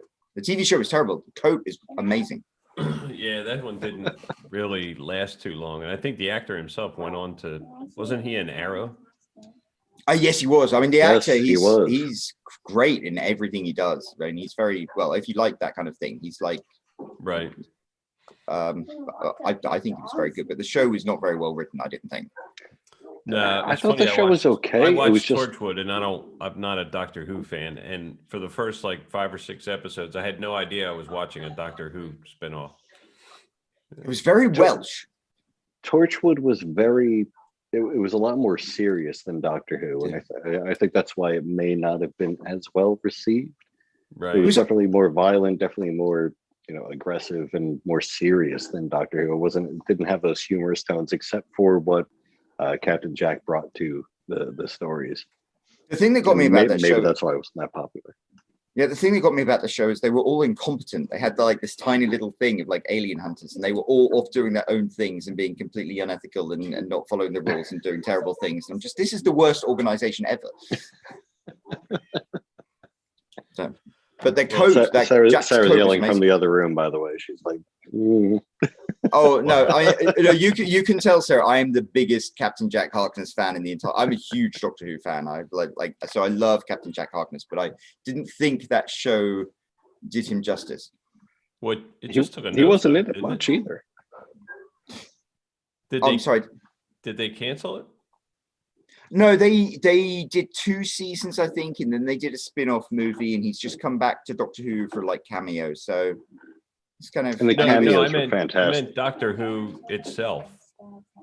Did Oh, they? d- Didn't they have the lady doctor and the ratings cratered? I mean, yeah, it's fun. I watched a few of those, and I have to admit, they did one episode with Rosa Parks that was one of the best episodes of Doctor Who I've ever seen ever. I thought it was brilliant, and then the other ones were complete stinkers, and I could barely watch them. Yeah.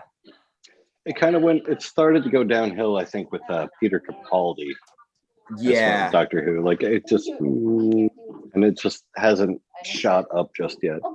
there were a couple of Peter Capaldi ones that were just great, and there was that Rosa Park ones with the new lady, which is amazing, and then the other ones kind of were inconsistent and stuff. There was the one they did a historical one about like the day that Pakistan and India got separated, and I just thought that was a really interesting like historical event to talk about, because nobody really thinks about that, so it's kind of interesting to do that. So I think they did some interesting things, but it was inconsistent. But I love Doctor Who. What are you trying to do to your Is Sarah a big Doctor Who fan? We're gonna have long chats when we hang out. Huge. Yes. She is That's her definitely a YouTube channel, Whovian. the Doctor Who Armory. Right? Yeah. Husband notwithstanding, she obviously has great taste. Yeah. Oh, here's our cookie jar. Oh, I love it. it. Doctor Who? My name was based off Doctor Who. Can you pass me that packet right Oh. there, Osmond? Oh, right. Your I can name is based off My name was Doctor based Who. off Doctor Who. Oh, who? I was going to say I have a Doctor Who blank here. It's my daughter's name is actually a character from Doctor Who. And that's me. Yes. Rose. So, are you a Time Lord? My brush. I don't know about that. Maybe I'm a time ensign or something. I brush your hair. Yeah, Doctor Who was huge in England when I was growing up, and like my brother was in. I don't know if it was ever that big in America before the relaunch, but it was an institution in England. When I was a kid, 70s, 80s, it was on Saturday mornings, and there'd be 3-4 episodes in a row. Yeah, it was And weird. You could catch it on like PBS or yeah. Joe will Darlington, admit no that- fans of Firefly, absolutely loved Firefly, Oh, what an amazing show! but they Amazing Doctor. they really never gave that show like a chance. They put it in a terrible time slot, and they put it on like Friday night prime time or something like that. When they stuck it in there, they stuck it in, and 2 other sci-fi shows had failed in that spot. And I think over the next, I don't know, 5 or 6 years, something like 20 more shows failed in that time slot. Like it was just kind of a death knell. It's a shame. They showed them out of order. They didn't show 2 of the episodes. I mean, I don't know what they were doing with Firefly. I mean, I have them all on disc and I watch them constantly. That movie Serenity, the one afterwards, like I watched it with my kids the other day, and I was like, just as functional movie making, it's amazing the way the cameras like pan through and the dialogue. It's like it is one of the most perfect movies I've ever seen. Yeah, I mean, it was nice that they came back and at least tied it up that way. Yeah, but even Well, this is now. a, So what are you gonna do in Minecraft? Oh no, go ahead. oh, sorry. This is a joke with Joe Darlington. I annoyed the hell out of him every time he would do a live feed. and he would be talking about Bond or whatever. At some point, I would jump in and I would say, like, you got to do Ghostbusters on your review YouTube. Yeah. And I just annoyed him, like, did you do Ghostbusters yet? You do Ghostbusters yet? You do Ghostbusters yet? Finally, he broke down, and they did them all in a row. And every single time, Joe would give a shout. He's like, all right, we're doing this whole thing because of Ray. Thank you. Blah, blah, blah. And, you know, it's amazing. And it was so much fun. And they're great episodes. Reviews without remorse. But as soon as that died and he finally did them all, I was like, all right, I could leave Joe alone about Ghostbusters. And I was like, have you watched Firefly yet? And he's like, have I watched what yet? I'm like, you need to watch it. So now I just annoyed the crap out of him until he started watching Firefly. And there was yelling from the other room. It was mostly her, which is true. But now, finally, he started watching Firefly for the first time. And him and his girlfriend, they love it as well. It's a fantastic show. I mean, probably one of the most quotable, at least, TV shows. The scripting is amazing. Yeah, I always thought Whedon's got a talent. That's for it sure. had a shot at a comeback, but it never really worked out. Oh, and the fans rallied behind it. I mean, almost as hard as like when Family Guy got canceled, and like fans were sending like diapers to the executives, like Bring Back Stewie and all that. Like, I mean, there's so many Firefly fans. I can't believe there hasn't been like there's talks about it recently, in the comic book world and all that. Like our little nerd community. Well, Firefly they could actually make a did. return. There as a actually were reboot. some graphic novels and comic books that picked up for a short time. I don't think they lasted. Yeah, we have a few of those. They have a card game. I know you're big on games. They have some games. The gambling game that they're actually playing with the preacher and all, like trying to get rid of their chores and all. Oh God. Yeah, the plum game, plum card, where he's like, oh, plum card. Blah, blah, blah. They actually made that into a game. So fans figured out, or at least their interpretation of the rules on how that game would be played, and developed an actual card game for it. But you can pick up like the monopolies and all that for Firefly as well. Yeah, they actually had a dedicated board game to it, where you had a ship and you had to get components and you were flying around trying to collect points, but the rules were so convoluted. I have a copy of it. I've never been able to resell it. It's just very difficult to play. But I loved the concept of that, where it wasn't like the Starship Enterprise, the flagship of the fleet. It was like everything wasn't crap. perfect. Like, yeah. So Edgar's saying, speaking of spinoffs, has anyone watched the Treadstone show? Treadstone was excellent, but it got canceled after one season. So Treadstone was, set in the Jason Bourne world. Oh, I hadn't even heard of that. Yeah, it was last year. It ran for 12 or 13 episodes, and then they didn't renew it. It was very well done. My wife and I loved it, but they never went any further with it.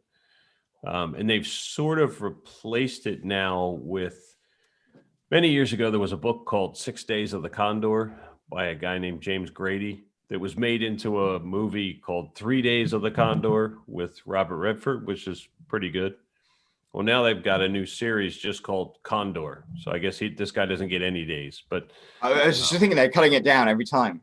Right. But the new one is a series, and I think they've only had one episode so far, but yeah, as far as like spy series goes, but the first episode was very good, but it's a shame Treadstone didn't last, because it was more than just Jason Bourne. As a matter of fact, Bourne was mentioned maybe once in the whole series. So there was no like replacement for Bourne. It was other Treadstone and Blackbriar agents, and it actually took place over a few different time periods, and it was kind of neat because you're watching people in certain time periods and other time periods, and so you've got younger people and older people, and you're trying to figure out who's really who from the old time period to the new time period. And although it was really well done, but I guess it just never really took off. Yeah. So was it similar to like the Bourne Legacy You know, that's probably a pretty good analogy. Yeah. Yeah, probably close where they're kind of going around, but like they're not ignoring Bourne, but he's not in it. Right. Gotcha. So, yeah, very, very kind of similar, except that they spread it across multiple time periods. So was actually really sharp. Yeah. Yes, I really enjoyed the first Jason Bourne movie. Like it was I think that was before Daniel Craig, wasn't it? That's a good So question. I think so. Yeah, because I'm wondering if the Daniel Craig movies kind of took a lot from Bourne, just with the grittiness of it. Well, Quantum definitely did. Quantum was Yeah. highly influenced by it. Like The the fight scenes cinematography with the and shaky stuff. Yeah. camera, the cinematography, absolutely. It's funny. What do you guys think about Quantum of Solace? Because like I hate it, and yet there are certain, like the car chase at the beginning, I think is amazing. I thought Craig was okay in it. I'm not a big fan of it, mostly because of all the shaky camera stuff. Yeah. I mean, it's, and I've said it before. I mean, it's one thing in an episode of Cops where you know, the guy has to get out of the cop car and he's got a camera on his shoulder and he's chasing the guy across the field. That there was no cameraman chasing Daniel Craig's stunt double across rooftops, you know, so they were just shaking the camera on purpose. And I almost think that when they start to do that kind of gimmicky kind of stuff, it's like, well, what are they trying to cover up? Like, is it just a bad story? What what are they trying to distract you from? You know? I can appreciate that. And I personally hated they had the character of Strawberry Fields who was like just killed, and it was kind of like they always joke. I think even in the 69 Casino Royale spoof, they like said that James Bond would always leave women like rose petals, dead women like rose petals behind him. And it was just the way Strawberry Fields was killed. I was just like, that just seemed so unnecessary in this day and age. It's like with the oil. When I first saw that, the first thing that popped into my head was Barbara Broccoli hates oil companies. Right. That's all I could think of. Right. As she flies around in her private jet. I'm actually a fan of Quantum. I think it's best dressed Bond. The opening car chase was phenomenal. I think one of the best car chases filmed in cinema, next to like the Italian Job. I would agree with that. And the Strawberry Fields covered in oil, I think was a throwback to Goldfinger. Oh, definitely. Yeah.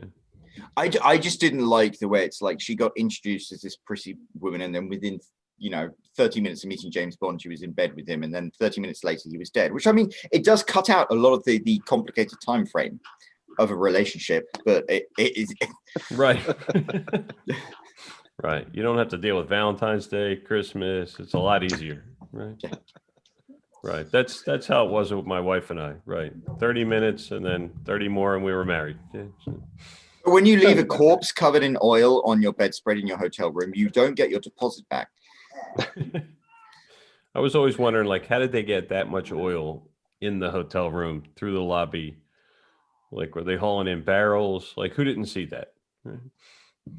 Oh wow, that's a rabbit hole I didn't expect to be going down towards tonight. But I'm just like, how did they sneak all that oil in?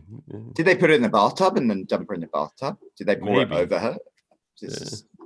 You're right. It's not a one-person job, is it? This is bothering me now.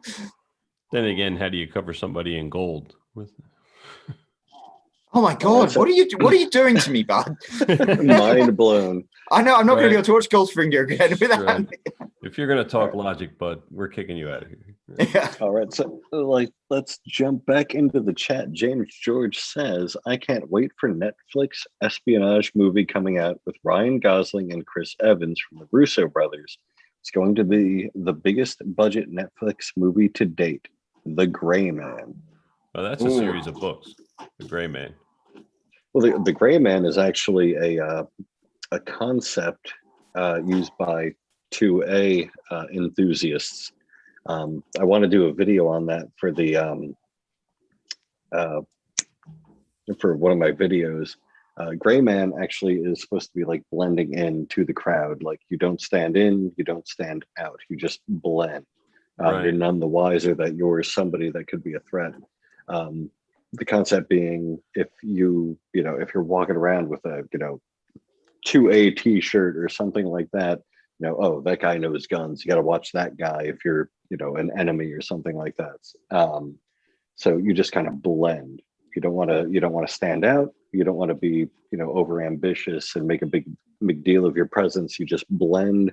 What was it, Ocean's 11? There's a scene with Matt Damon and Brad Pitt where he's explaining, like, when you go in to talk to the owner of the casino, he's like, all right, you want to be funny but not too funny.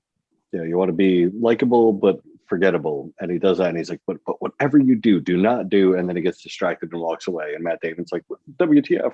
Just sits there. But like, that's the Gray Man concept. Like you want to be able to get the information that you need, but you want to be forgettable the minute after. Like, be funny but not likable, like that kind of thing. Right. So I'd be very curious to see what that show's about, especially titled The Gray Man. There's a series of books. I can't remember the guy's name. It's like Greeny or Greeley, and he's done a series of books about a covert operative known as the Gray Man. And I think the movie is based on those books. Yeah. I'm not familiar with those. I'm gonna have to look those up. That sounds really interesting. I love that concept. I think there's quite a few of them, maybe even a dozen or so.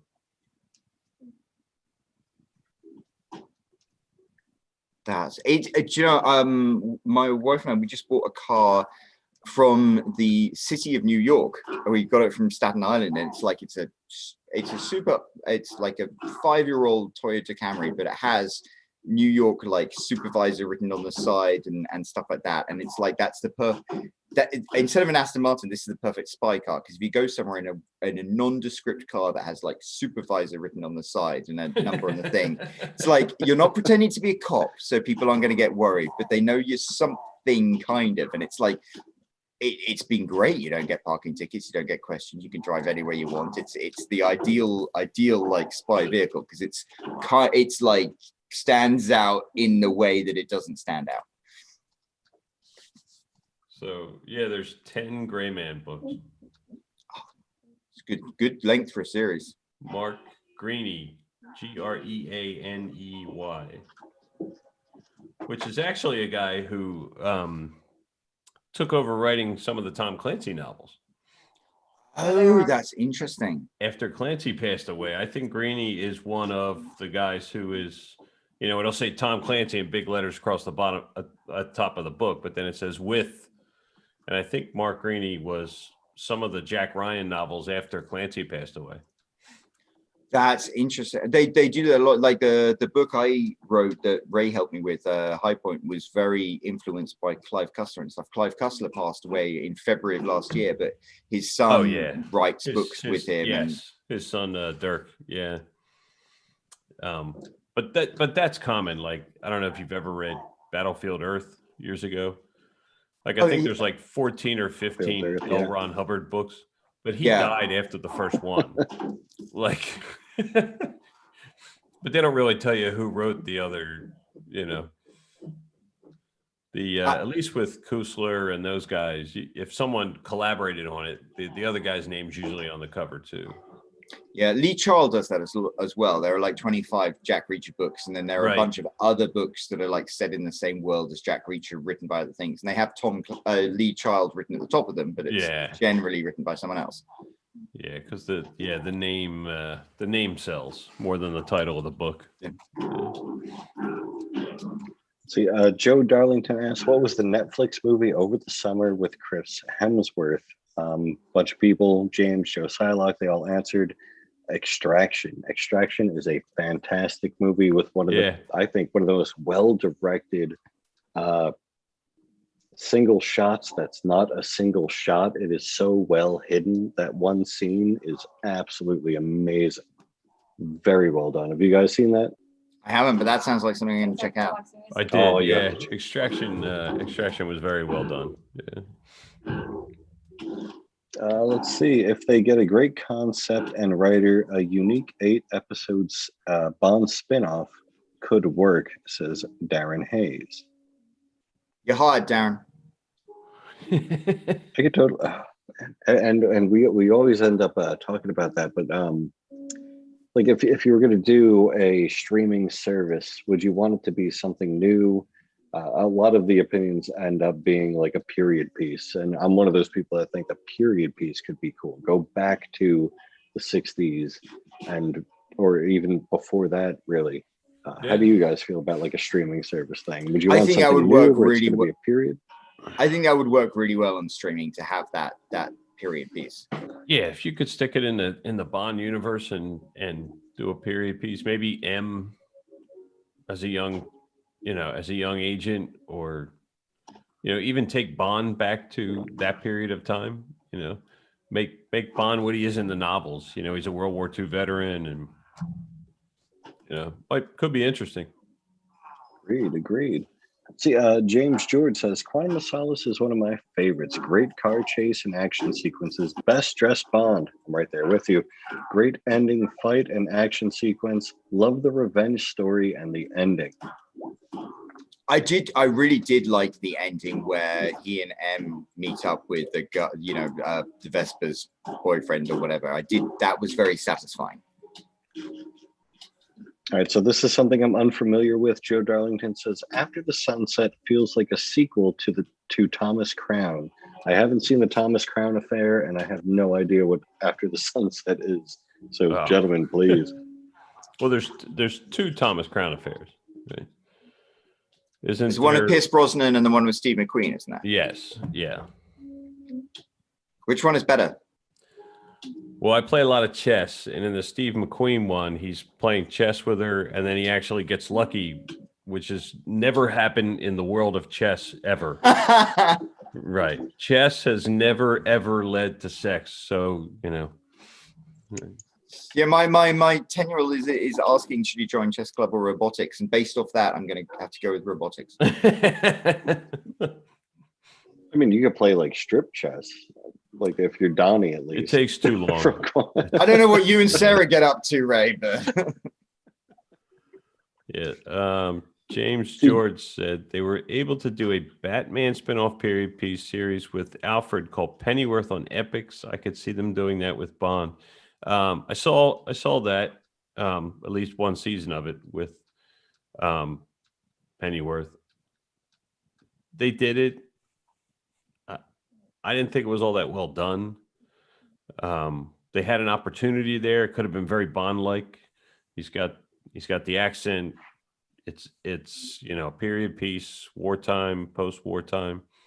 But yeah, I didn't think that Epics did all that great of a job with it. There's no Batman in it. There's no superheroes. It's more of an espionage kind of thing. But I think one of the challenges that we have these days is a lot of, like James Bond especially, you have the challenge of the fact that it is very well trodden territory. So it's like for me doing the romance novels, and I can take tried and trusted things, but when you tell them in a romance story format, it gives them a new twist. And I think one of the challenges is there's so much territory that's been trodden before. How can you add something new and have a spin to it that is actually authentic and real and interesting? right.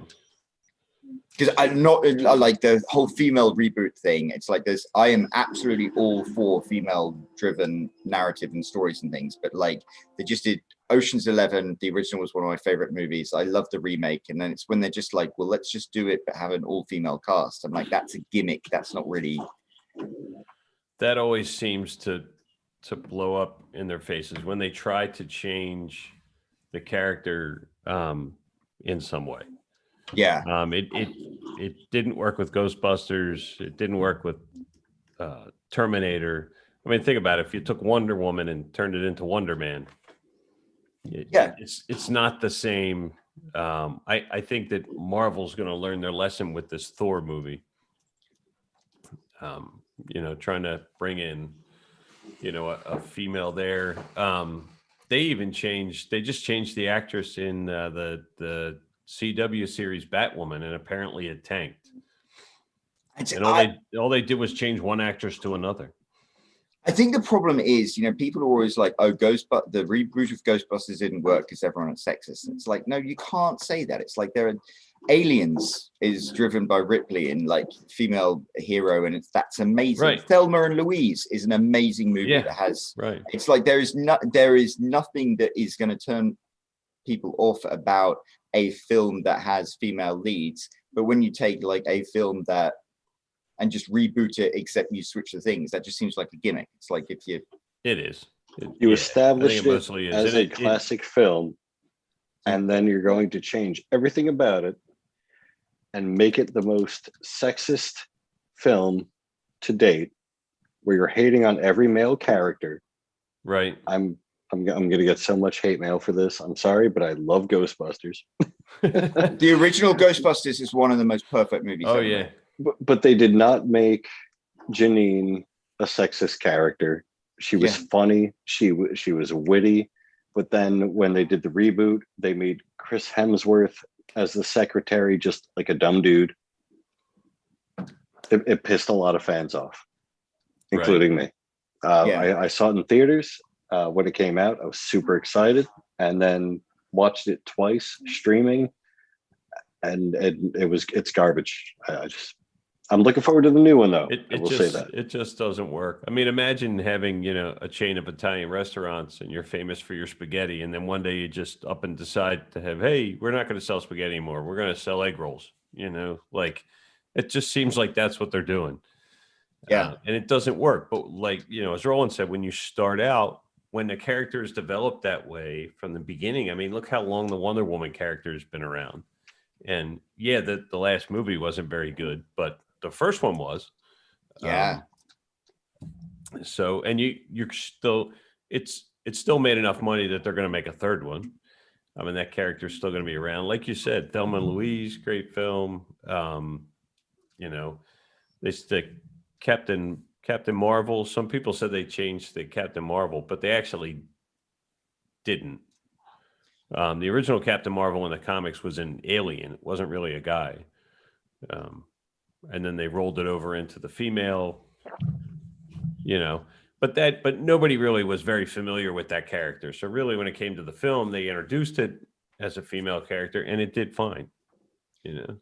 I think it was a fine movie. It wasn't great, but I don't think it was. I think it was the storytelling. There was an excellent YouTube video. It's like if you had this scene before this scene and this scene before this scene, and you kind of worked out as the progression of the character or something like that, would have really worked. And it made me think of the film in a much more positive way.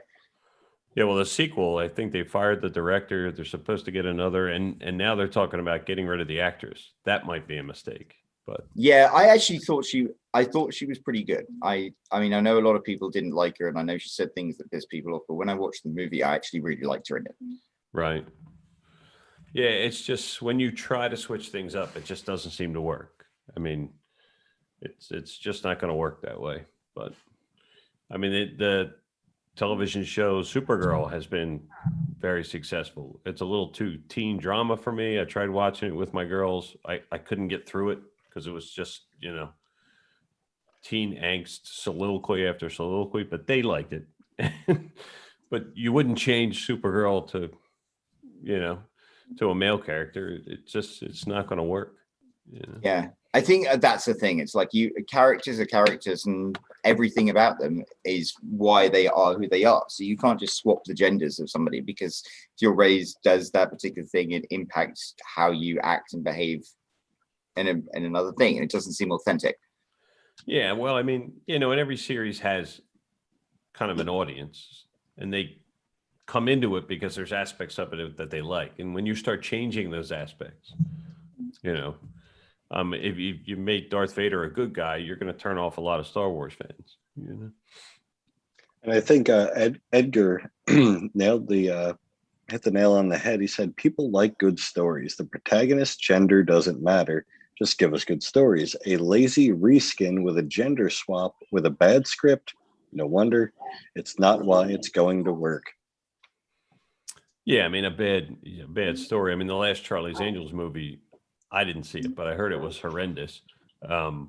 but that's always been about 3 female detectives. I mean, so something went wrong there. See, Darren says all the studios are trying to figure out how to turn their spaghetti into egg rolls right now, bud. Yeah. I think he's right.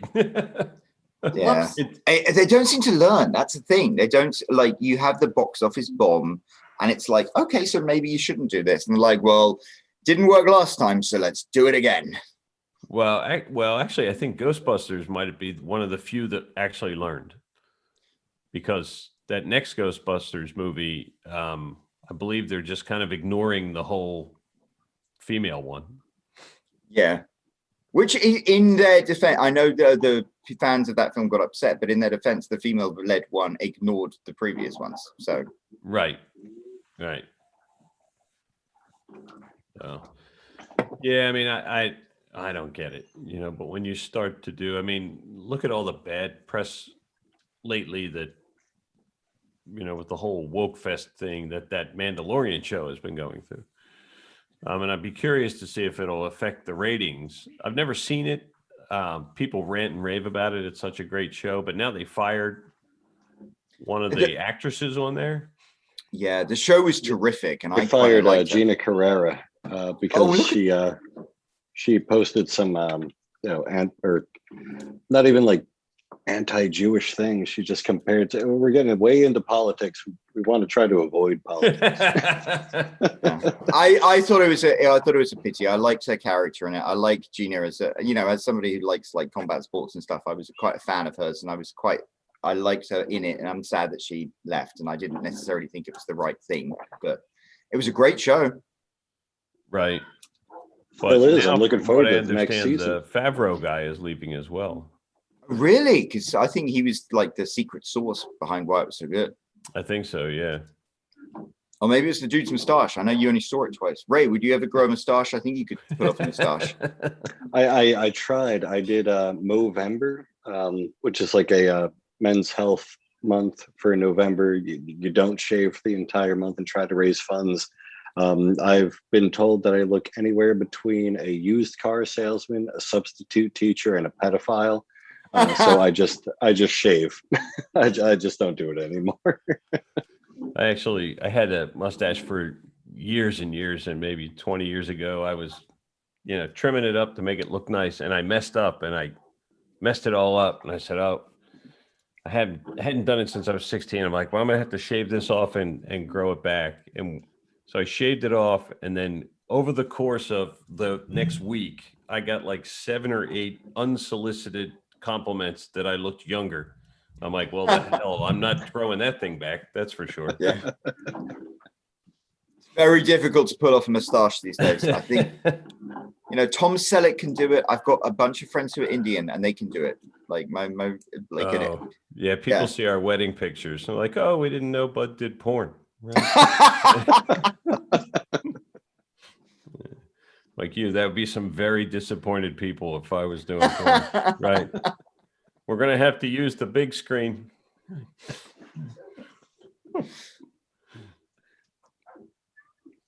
I don't know quite how to respond to that one. Well, on that note, this has been Nightcap number 2. But thank you so much, guys, for having me. I've had a ton of fun. Glad you can make it. Yep. And always fun. And Ray's lining up another one, aren't you? Yeah, so we're trying to aim for every other week. So the 27th seems like what's going to be scheduled for the next one. We got a couple new guests. Maybe Joe Darlington will actually make it this time. And have a word with you, brother. Who do we have? We have Kyle Barbaro from Easy Smiles and Expensive Watches, and maybe 1 or 2 other people. So we'll see what happens. Awesome. Okay, how about let's all put $5 in. Will Joe make it or not make it? Ooh. I'm a gambling man. I'm gonna say no. Okay. What about you, bud? I'm gonna bet on Joe. This is the only time I've been into something with Joe and he didn't make it. So Okay. Well, you know, that's it. Okay, you've each put $5 in. I'll put $5 into whoever wins. So somebody gets we'll get the prize of 15 whole dollars. So before we all go, what do you guys have coming up? Roland, do you have any new books, anything, short stories coming up? Ooh, What's going actually, on in? I'm quite excited. So I'm super excited. Next week, on the 20th, is going to be the next Bond book club, and I actually asked David if I could be a panelist because we're going to do Goldfinger, and Goldfinger is like the book I have so many thoughts and I have opinions. So that's kind of exciting. That's on Saturday.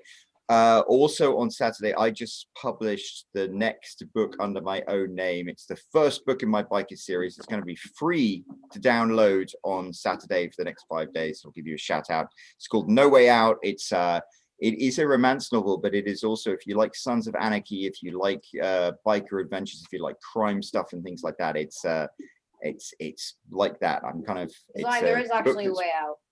No, it's a book that is very special to me, so I'm looking forward to that. And then there's another romance book. But anyway, yeah. So those are my two big things. Is that a continuation of the Knuckleheads? It is. The weird thing is, I released the first book I released under my own name was High Point, which is actually the 10th book in the Knucklehead series. But that was the book I was. So I came out to all of my romance readers, and I was like, look, I'm sorry, guys. Simone Scarlett is me. I hope I don't disappoint. And they're all really supportive with it.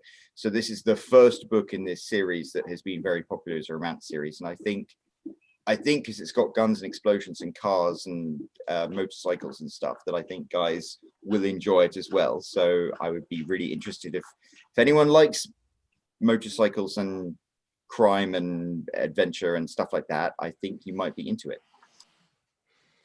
Very good, very Bud. Bud, what do you got coming up? Actually, this Wednesday, I have another podcast going up. Jason Kim of the James Bond Complex and I get into the T-55 tank, which is a Soviet tank we see Brosnan drive in GoldenEye. So Jason and I actually both work for the United States military. Jason is actually a tank engineer, so he's going to give us some insight into that. And then that sounds amazing. Bend Roland's ear to try to figure out how he sells his books, because I actually have 2 books I've written that are out on Amazon, but I'm terrible at the marketing part of it. Well, so, I'll tell you what, hit me up and let's have a chat about that, because I might be able to, because I have to ask me, you fill me in on your marketing strategies and stuff. So absolutely. So, but outside of that, still lining up some more topics, and Emery, who couldn't make it tonight, along with probably 7 or 8 other people from around the Bond community, we are lining up a new game show. Based on an old 70s game show that used to be on television. So we're going to do it Bond style, and we're starting to put that all together, develop the graphics, the format, and that will be out there. We'll get some contestants and put together a prize pack, and so that's a lot of fun. I'm not going to give too many details on that until we nail it all down, but there's about 7 or 8 of us collaborating on that. So, and then more Bond Community Cigar Lounge events. There was a half dozen of us kind of gathered together today, but we're going to do some more Zoom events. So Emery and I have more in the works for that, and then the warmer it gets, it's a little easier to do those. So, yeah, not everybody has a cigar lounge to go to. It's a lot easier when people can just go out on their patio. So that's what I have in the works. If I could get rid of this damn day job, I would probably get a lot more done. Yeah. And what about you, Ray? What have you got lined up? Oh man, so 2 weeks. On the 27th, we're going to do another one of these nightcaps. I wish Joe Darlington was here. Rumor has it he had big news about a volume 2 that we've all been waiting for. I'm just making that up right now just to piss him off because he never showed, except in the chat. No, that's fact now. That's fact now. We are all waiting for volume 2 of Being James Bond, which is because he told us how to fly the plane. He didn't tell us how to land it. So exactly, we're just spread this rumor out throughout the entire Bond community that volume 2 is coming up soon. and that way we can all nag Joe about it. No, so yeah, the 27th, we're gonna do another one of these Bond Community Cigar Lounge events, the Nightcaps. We're gonna have Kyle Barbaro officially. We're working on a couple other guests as well. We'll see what happens. I'm going to be doing another Tradecraft Sessions video. Maybe a firearm, we'll see. And I'm trying to get a knife in there as well. Other than that, business as usual. So we look forward to seeing you guys in another 2 weeks for another Nightcap.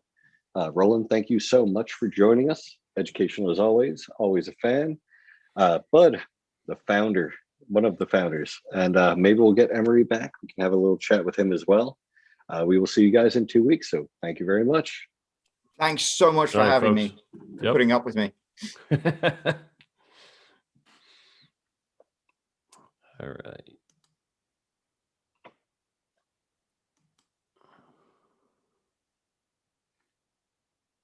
It's that button on the top right here.